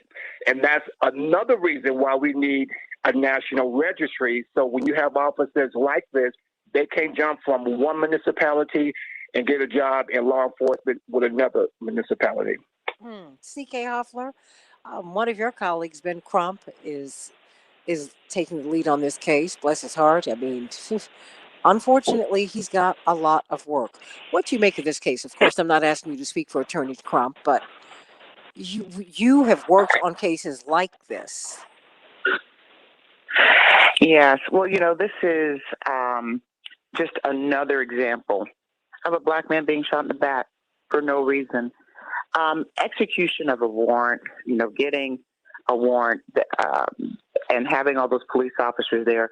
I don't know that I have an issue right now with the number of police officers, but I do have an issue with how they went about trying to execute on a warrant in a community where he lives and where people live and where people could see this happening. I mean, it's just traumatizing the community. And this is really just a blatant example of another black man getting shot in the back of the neck. And they did shoot to kill. If he had his hands on the steering wheel, they are cooked. They are absolutely cooked. Because that would be, from a legal standpoint, from a liability standpoint, that's going to be exceptionally problematic for them. And I believe he did have his hands on the steering wheel. I also think that it's patently unacceptable that they would not release the full footage. It doesn't matter what North Carolina law says, and the reason for that is there are always exceptions. There's always a court order could release that information. All these people saying, well, we want to, but there should be no but. There should be no but. You've murdered another black man. There should be no but. Give the family the courtesy now of seeing what happened. It's just, and so the only reason that I can think of why they're stalling is because it's bad. It's bad, and more bad, and they're now trying to figure out their defense. That's what I believe is going on, and how they're going to position and posture this. People resigning. All of the information that I'm hearing makes it look like Elizabeth City and that county are really, really, and have really, really done this family in. They were really, really wrong. But I'm going to wait to hear all the evidence. But there's no reason why they shouldn't release that footage for the family. None. Unless they're trying to doctor it up. Well, in this new age, anything can happen. Attorney Robert Patillo, what do you make of this case? It's one of those things where in America we make a half step forward and then they drag you 3 steps back. There's no reason this man should be dead. When the case initially happened, one of my friends who's working on the case, Harry Daniels, gave me a call to talk about it, and we realized that what exactly are you supposed to do if you are surrounded by a SWAT team that have weapons drawn? They didn't follow any police protocol on serving warrants, not even to get into the policy issue of why drug issues in this country are treated as if they are the most serious, dangerous crimes known to man that require pickup trucks full of police officers who are heavily armed in order to serve, but then lying to the family, not releasing the body cam footage. One thing that we can say, the difference between a year ago and now is what we saw with the shooting of Dante Wright and the shooting of Adam Toledo, where the police departments now understand that it's in their best interest to get that information out early and get the officers either on administrative leave or get them indicted and arrested early on. Because once you allow these things to build and metastasize, they do not get better. One thing that we know in 2021 is that every single interaction you have on Earth, it seems like, is on video, and everyone's going to assume and expect there to be police cam video, dash cam video available. Someone's going to have a cell phone anytime police sirens go on at this point. Everyone has a Ring video doorbell or some other surveillance around their house. So the information is going to get out of there. A video was released today showing that police, when they pulled up, they shot Mr. Brown within 4 seconds of pulling up. Very similar to the Tamir Wright situation, where they shot him within 2 seconds of pulling up. So it's going to be very difficult, if not impossible, for them to argue that they were in imminent fear for their lives in 4 seconds, or that he presented a danger which justified them firing fatal shots in 2 seconds. And then even if they say that he tried to use the vehicle to, quote unquote, run them over, which I've heard as an excuse previously, there's police protocols on that which do not include shooting into a vehicle wildly, hitting a man in the back of the head. So until if this is not enough to kick the United States Senate into overdrive, to take the George Floyd Justice and Policing Bill and to take the Tim Scott Justice Act and merge those two things together and get 60 votes and push it through, I'm not quite sure what it will take to move the Congress, because we're seeing a failure, a generational failure. It's not a new thing. It's not like it's climate change where it just snuck up on us in the last couple of decades. This is one of those issues that has been going back 150 years, and indeed as long as black people have been in this country. And until we address it, we will continue having these exact same issues. This has to be the time where it ends. Well, just a thought from Joyce Anderson. This is for you, and if everyone else can chime in too. But first, I want to take this to you, Sergeant Kennedy. Just a thought. She writes, I wonder if all these killings since the verdict have gone down, is this their form of control, retaliation? And Tanya responded, you got it in one sentence. Oh, there's a whole lot of killings. Jewel said, I think I'm seeing a lot of amens here. Okay. Well, that has come up in conversations that I've had. Now, we already know that there have been, prior to even the Chauvin situation with George Floyd, there has still been a very disproportionate number of unarmed black people, more specifically black men, being killed by the police. And almost every single time that I've seen it come out on the news, the police officer has been white. Part of my conversations I've been having since then is just, when I think about how racism is in this country, I would not put anything past officers who some who are racist, some who are part of these extremist groups. I would not put it past that type of officer who, based on the guilty verdict in the Chauvin trial, to now, in whatever type of unwritten way, now want to put out a bounty on black people. That would not surprise me. That does not go beyond, me thinking the possibility that this may actually happen. Because, keep looking what's playing out every single time.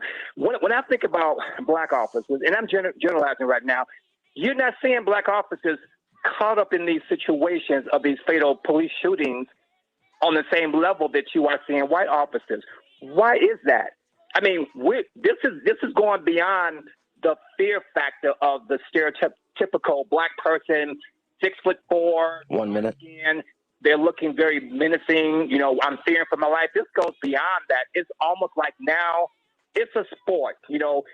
How when you think about gang initiation, how you have to go out there and be able to beat up on someone or take a good beating yourself, or go out there and shoot someone, an innocent person, for no reason. Those things have crossed my mind when I keep seeing the number of black people unarmed being shot and killed by the police. And I started looking at the ethnicity of these officers who are doing that. So no, that does not go beyond. Hold that thought, because I want. No, stay right there. I got to go to a hard break, but I want us to talk about that because there's something going on here. In the 24-hour period after Derek Chauvin was convicted, 6 people were killed in the United States by the police. In a 20-day span, at the beginning of his trial, 3 persons per day were killed by the police in the United States. I am pro-police. My respect goes for anyone who runs into trouble. But in order to save the police, they have to recover their integrity and our trust. Let's talk about it on the Santita Jackson Show. WTBT and AM950 Radio. Back in just a minute. Whew. Okay, you guys, that's a whole lot. I think I'm going to leave this and let Robert host the show. How about that? I lost power one day, and thank goodness my buddy was able to he and CK can do that. But this is a whole lot to really put your arms around, quite frankly. It's a lot. It's a lot. And you know what? You're not these people they're not conspiracists. I'm tired of that. That's a term invented by the CIA so you get away from these official narratives that no one believes anyway. There's something that's not right here. Because every day I'm hearing about somebody else who's been killed in the most heinous way. I mean, well, anybody who's killed, that's awful. But this is like crazy. I mean, it's just like every day I'm just seeing, oh, I appreciate you too, Jewel. Thank you, sweetie. But and I appreciate, and I'm glad you appreciate this panel because this is I'm so glad that you all came on to be with us today because you make this. Because I want people to have information. But keep talking. I've got about 2 minutes before we go to break. We're on Facebook Live now. Do y'all have anything else you want to say, Sergeant Kennedy?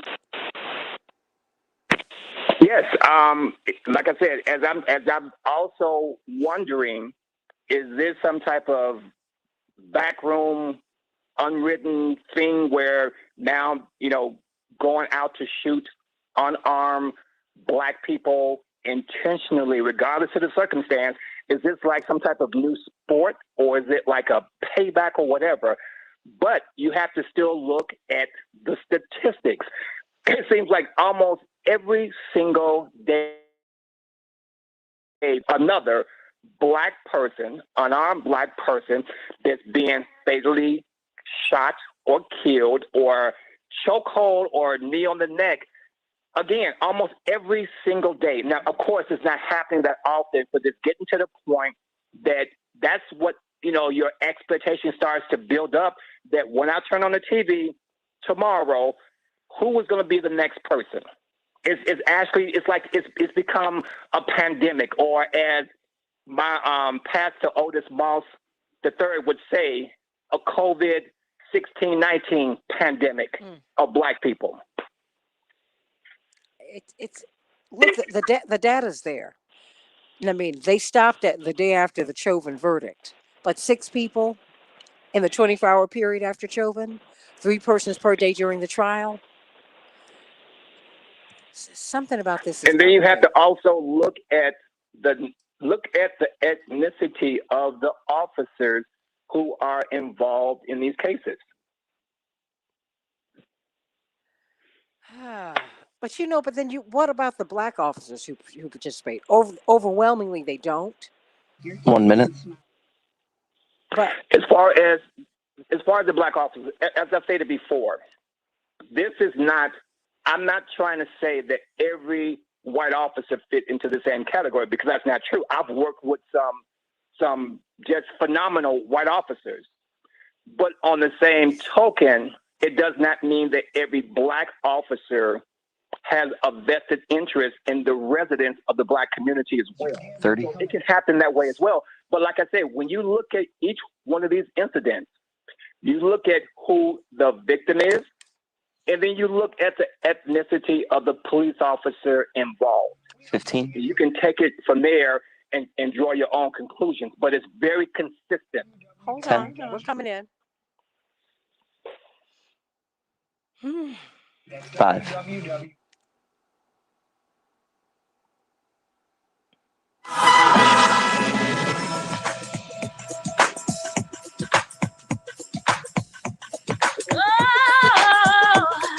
This is the Santita Jackson Show. Wow, everybody. Welcome back to the Santita Jackson Show. WCPT 820 in Chicago, AM 950 radio.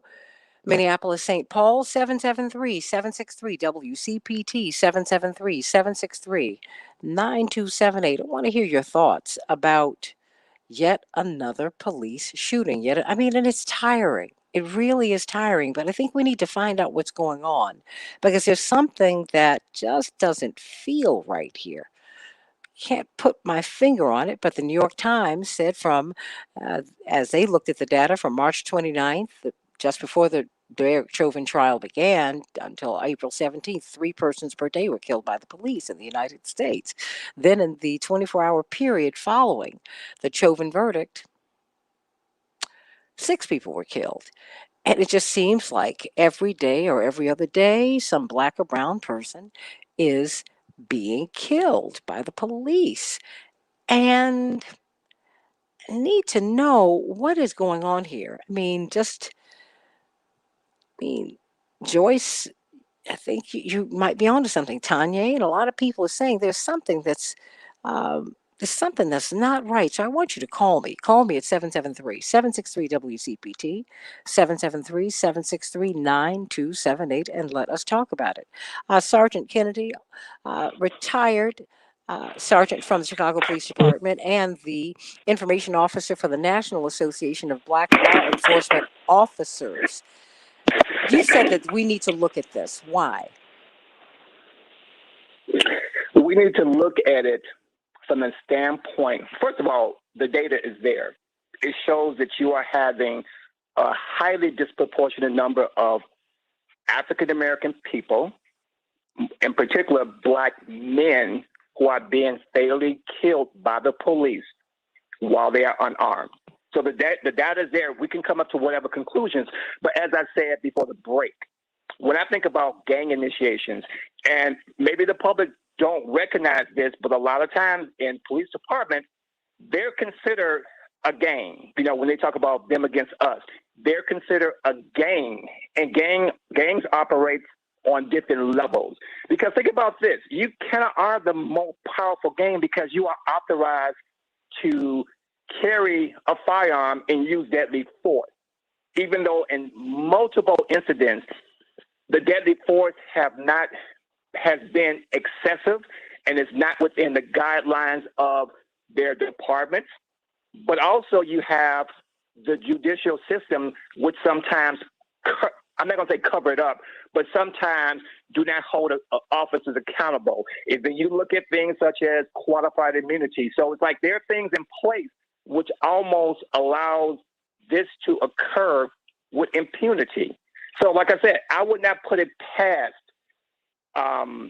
just knowing how racist people can conduct themselves or how gangs can conduct themselves, even within the police department, that these shootings that we are starting to see post-Chauvin guilty verdict is not somehow or another intentional in design, whether it's unwritten or whatever. Like I said, the data is there.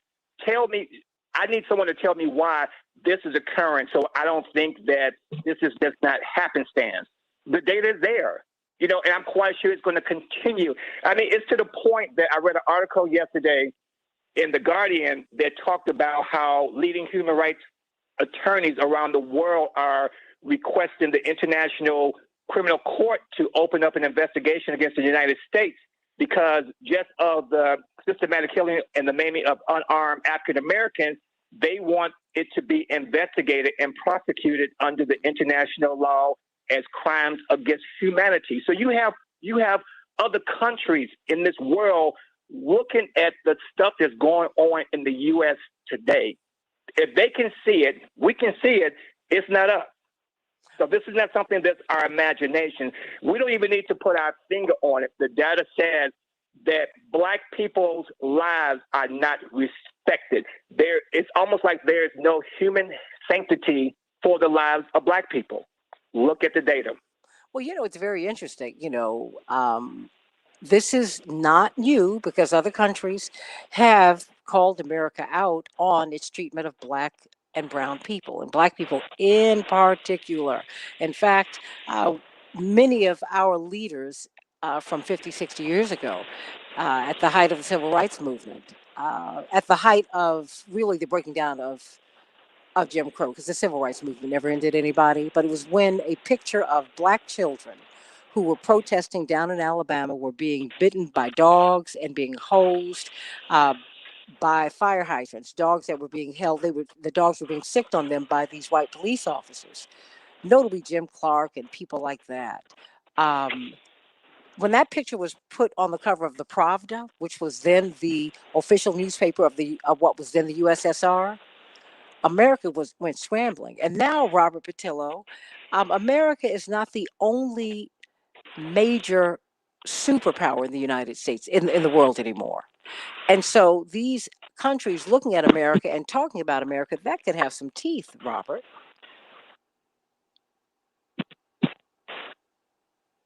Robert Patillo? Sorry, I kept muting and unmuting myself. Yeah, that's right. And actually, we saw that this week with when President Biden announced he was going to recognize the Armenian genocide of 1917.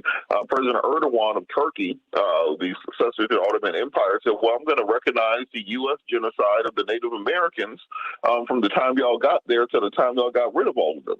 And we have to look at the way that America's unclean hands affect our reputation around the world. We have this view of ourselves as being Superman, the protectors of truth, justice, and the American way, the defenders of democracy. But it's not how we're seen worldwide. I spend a good portion of the week every week on international TV. They're going on TV in Iran and Egypt and throughout the Middle East and Russia and other parts of the world. And they don't see America the same way we think they see America. They see America as a decaying and dying democracy, as a society imploding upon itself on the precipice of a race war that could explode any day. So it's going to be a lot of work by this administration and other administrations going forward to rebuild the image of the United States as being that shining city on the hill, and not simply the sick man of Europe, as the Ottoman Empire was once called. Because fundamentally, until we solve these domestic issues, it's nearly impossible for us to talk about the Chinese treatment of the Uyghurs and the supposed genocide there, or the tensions between the Pakistanis and the people on the Indian subcontinent over how they treat the Burmese, or what's going on in Malaysia right now. We can't talk about those things because we are killing 3 people a day with our sanctioned U.S. paramilitary units, the police officers. I think 1,100 people were killed by the police last year. That's nearly 3 a day at this point in time. So we are having death at that rate. It's impossible to talk about human rights in the Congo or Rwanda or anywhere else until you deal with human rights in your own country. So America has to clean house before we can tell anybody else to clean their house. CK, you spent a lot of time out of the United States. What do you say with now these countries now beginning to say, America, we're looking at you, America, you need to change your ways, America. Well, I think they've always felt the hypocrisy, and I grew up overseas, and they've always felt the hypocrisy of the U.S. The U.S. Positioning itself to be the grand poobah, if you will, of morality, democracy, and fairness. So I think there's always been a sense of hypocrisy. The United States has never signed on to the Rome Convention, which would give them jurisdiction, where the International Criminal Court would have jurisdiction over the U.S. All these cases that we see internationally where there are prosecutions for former head of state or head of state for war crimes, hate crimes, and the like, the U.S. intentionally has not submitted to that jurisdiction. Because if we did, so many people would be prosecuted by the international court. So that's there was a conference yesterday, a press conference yesterday, where this international commission came did as they stood in solidarity. There was a study that was conducted over several months. They looked at all of these cases, police brutality, recent cases of police brutality in the United States. They came up with findings. They came up with recommendations. And one of the recommendations is that the U.S. submit to the Rome Convention, and that we, like most other nations, because we are prosecuting African head of states, prosecuting people throughout the world, but we are not signatories to it, so we cannot submit to the jurisdiction. And so the hypocrisy in what that means is astounding, because there would be so many groups that would be able to prosecute under the jurisdiction of the ICC court. So that's a big discussion in the international community. We have a conference coming up May 12th to 14th, where we are exploring just that, where we are going to look at the reports that are out there that have been released and see what could be done, because there's international pressure now being put on the United States to do something. Just as we put international pressure on South Africa to get rid of the apartheid regime. And ultimately it happened. So I think it's a good thing that the international community is shaming us and is saying, are you all serious? And by the way, many immigrants are victims, and these are the unreported shootings There are many immigrants that are victims of police brutality as well. And those cases go unreported because a lot of the immigrants, if they're illegal, they don't want to be found, and so they're not going to make an issue out of that. Sergeant Sean Kennedy. And to, Yes. Oh, yes. I'm sorry. Go on, Robert, please.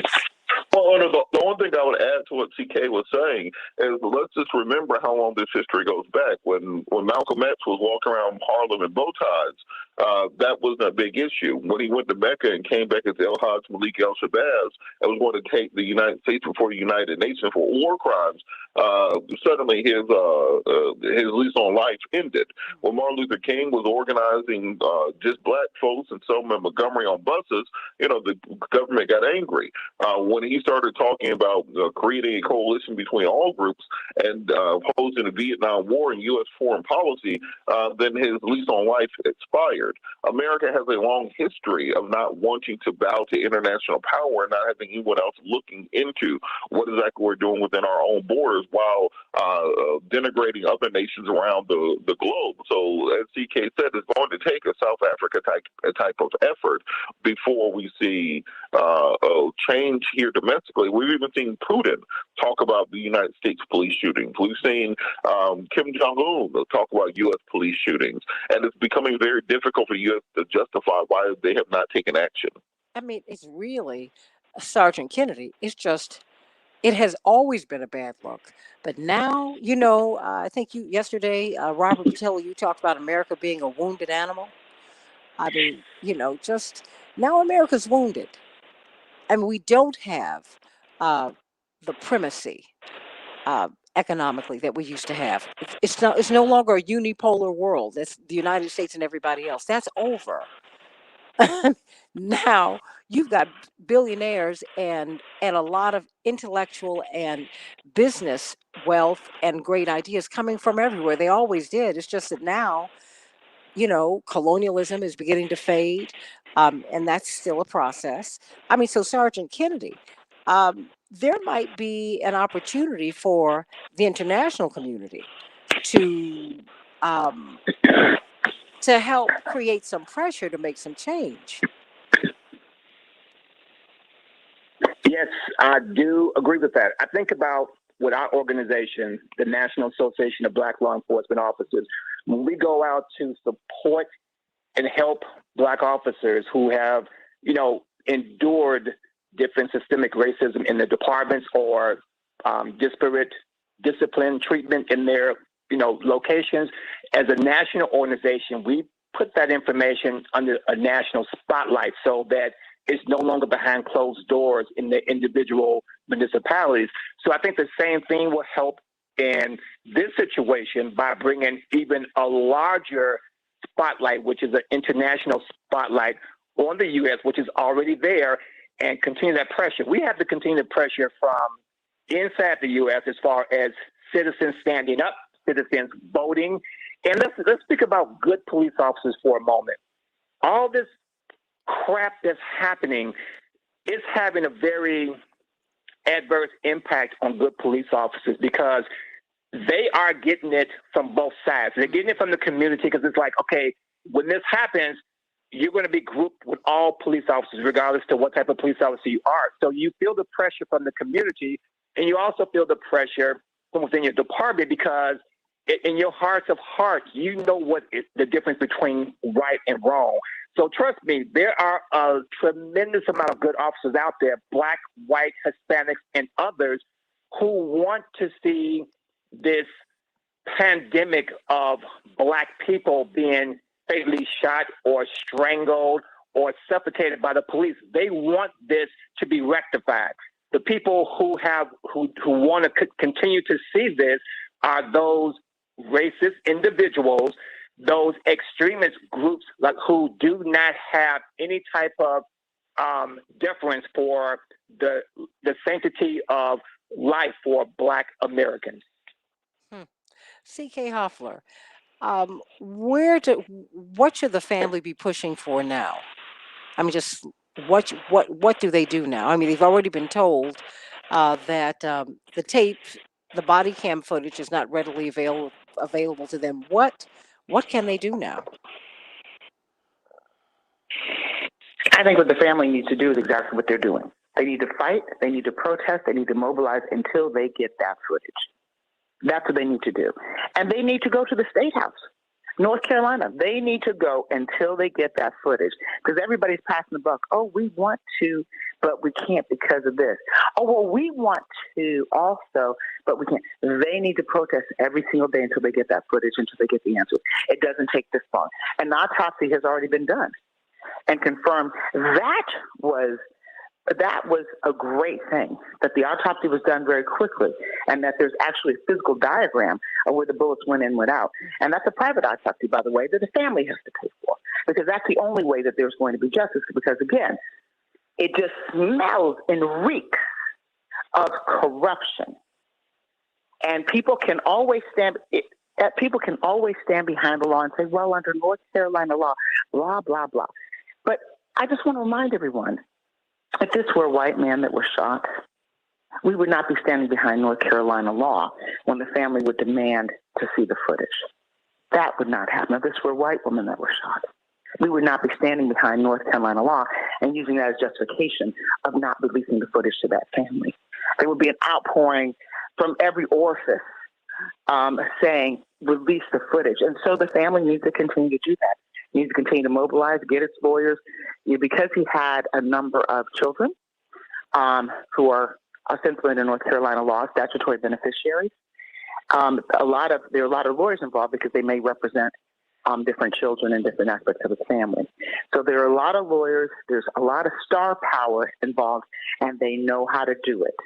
And that's what they're doing. And it's going to require, because as you notice, no matter what the officials are saying, the legal team is moving forward on a case and building a case, because evidence that in the civil case, when you're building your case, you don't have yet access to the police footage. You just don't have access to it. You don't, even if they weren't going to release the information, you wouldn't really have access to it, because there's certain type of privileges that exist. So a lot of the evidence is being accumulated. The prosecutors, if there are charges that are brought, et cetera, the prosecutors would have access to that information, but on the civil side, you wouldn't. So the civil lawyers are gaining access to all the stuff that they need to gain access to do their case, because they want reform. The reform is going to come not through the trial, but through the pressure of the civil lawyers, which is what we saw in Louisville, Kentucky, which is what we're seeing in Minneapolis. That's a significant part of what the civil lawyers can do. Whereas the criminal, when the state brings the charges, the state is either going to find the person guilty or not. So they've got to continue to do this, the FBI is in there investigating, continue to push for the investigation, have joint meetings so they can see the results of the FBI's investigation. The Justice Department should come on in there as well.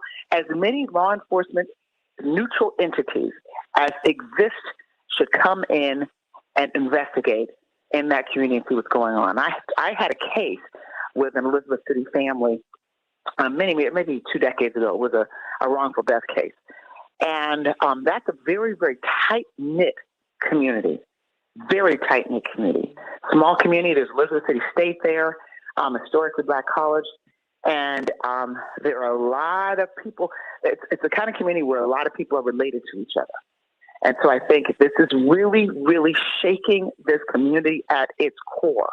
And they have got to be swift in their response, and the lawyers, the legal team, have to keep pushing for that. Sergeant Kennedy, I mean, because Andrew Brown was not the only one who was shot. He was not the only one who was injured, killed. It's a whole community. When these things happen, Adam Toledo's whole community. That's a blow. And so you don't look at these people who are supposed to serve you and protect you quite the same way again. And that is not healthy for any of us, Sergeant Kennedy. No, it's not. The trust in that particular city between the police and the community, it at this point is probably non-existent, because when you have something like this, it's only going to add fuel to the fire.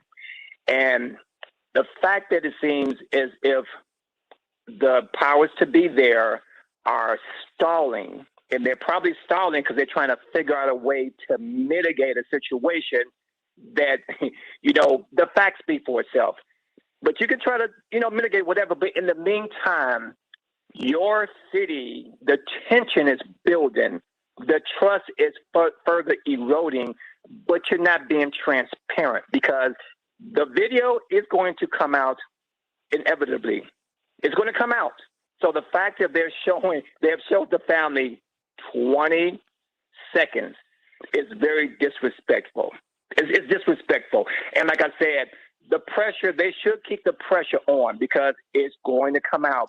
But the damage has already been done, and the city is further eroding the trust and the respectability that the residents in the Black community of that city, no longer are going to have. Certain things you will never, ever be able to repair the damage that you all are doing.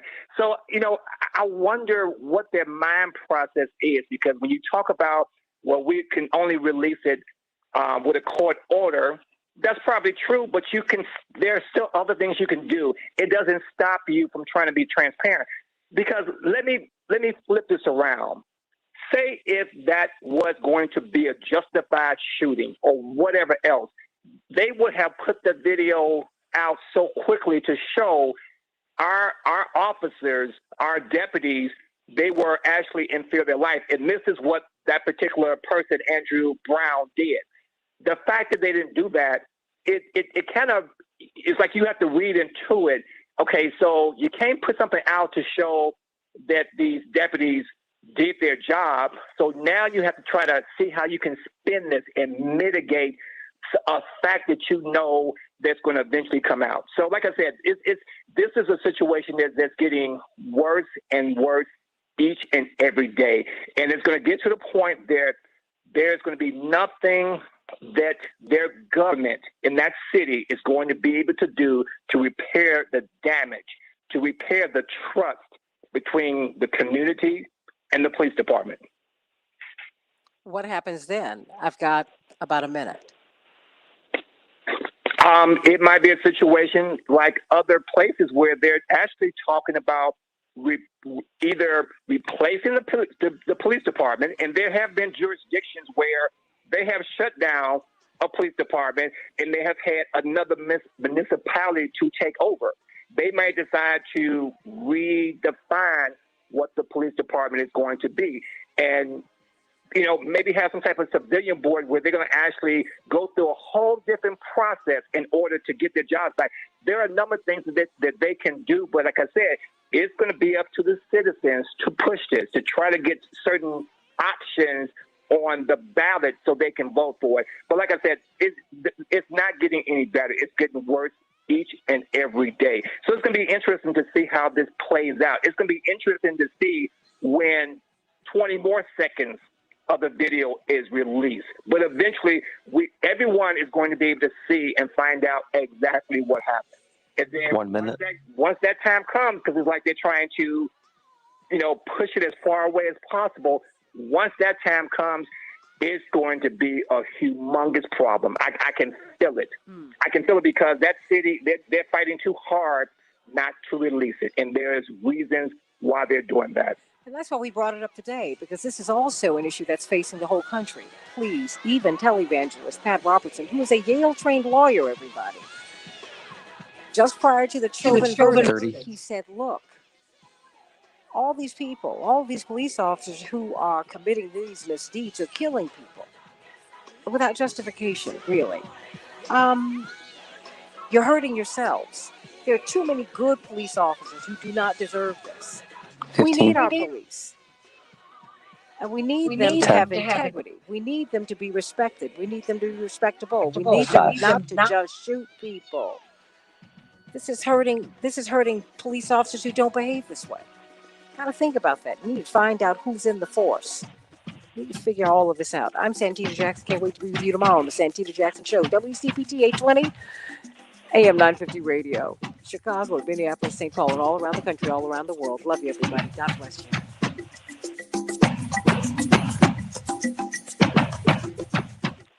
Thank you, CK and Sergeant Kennedy. Thank you.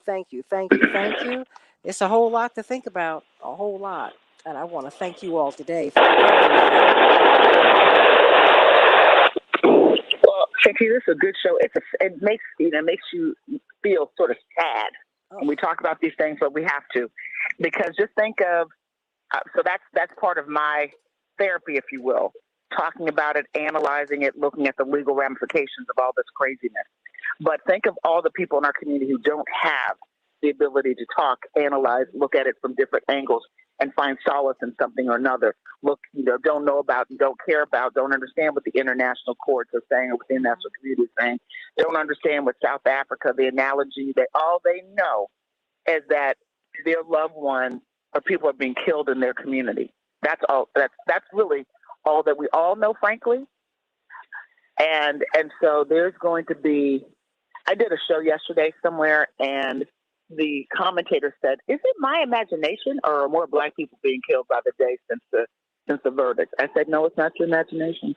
But I did want that person to know, and the viewers to know, that this has been going on in our communities for decades, or more, a very long time. They just were unreported. There were no cameras. So it's just that it is happening at an alarming rate so frequently, and I think it's retaliation. Yep. But you know what, CK and Sergeant Kennedy, that's what people are saying. And it's so over the top that is like, that's the discussion. And that is very dangerous, because you will have lawlessness out of these streets, quite frankly. Yep. I mean, and because it's a precursor to a race war, quite frankly. I mean, a race war, a full out class war. Yep. I mean, it's just, there's so many elements here. There are a lot of elements here. This is very dangerous. It's very dangerous. It's just like, but we're at an inflection point in this country. And that's why I try to bring these issues to you every day, everybody. Because, I mean, you're seeing this there are a lot of different narratives here. And I think that's why I try to create a safe space, a comfortable place to have uncomfortable conversations. Because there are a whole lot of thoughts. Yes. I have to run right now, but I want to say thank you for these uncomfortable conversations, and let's keep being uncomfortable. We need that. We need that. Yeah, Sergeant Kennedy, do you have any final thoughts before we go? Sergeant Kennedy? I'm sorry, I had to unmute. No. I'm back now. I want to know if you had any final thoughts before we go. My final thoughts are: keep your eyes open.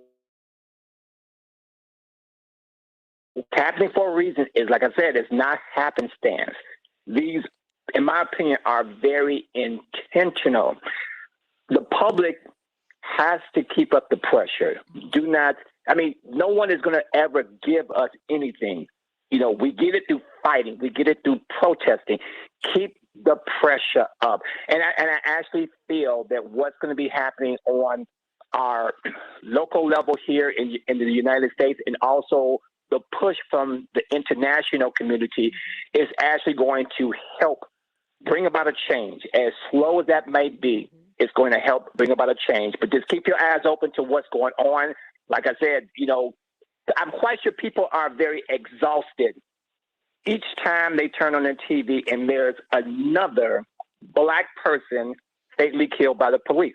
Now, and this is not to try to lump in situations where an officer may be actually justified in using deadly force. No, yeah. But it gets to the point where when it starts happening over and over and over and over again, and you see who the victims are, Black people, Hispanic people, you do not see the same things occurring with white people as the victim.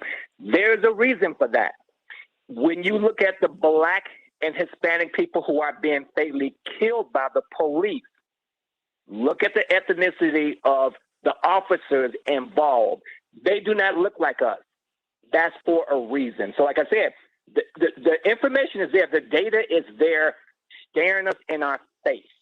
So we're not, I know we wonder, could this be what's really going on, whatever. It's like we're trying to figure out something that's smacking us in our face. It's letting us know that Black and brown people's lives, that a lot of police officers do not value the sanctity of our life. That's the bottom line. We're gonna have to really look at police leadership. What are you doing to address this problem? The police leadership, the politicians, clergy, we have to really keep that pressure on, because if this is not supposed to be the way the officers are protecting and serving the residents within the Black community, what are you doing to address it? And not window dress it, but to address it and eradicate it.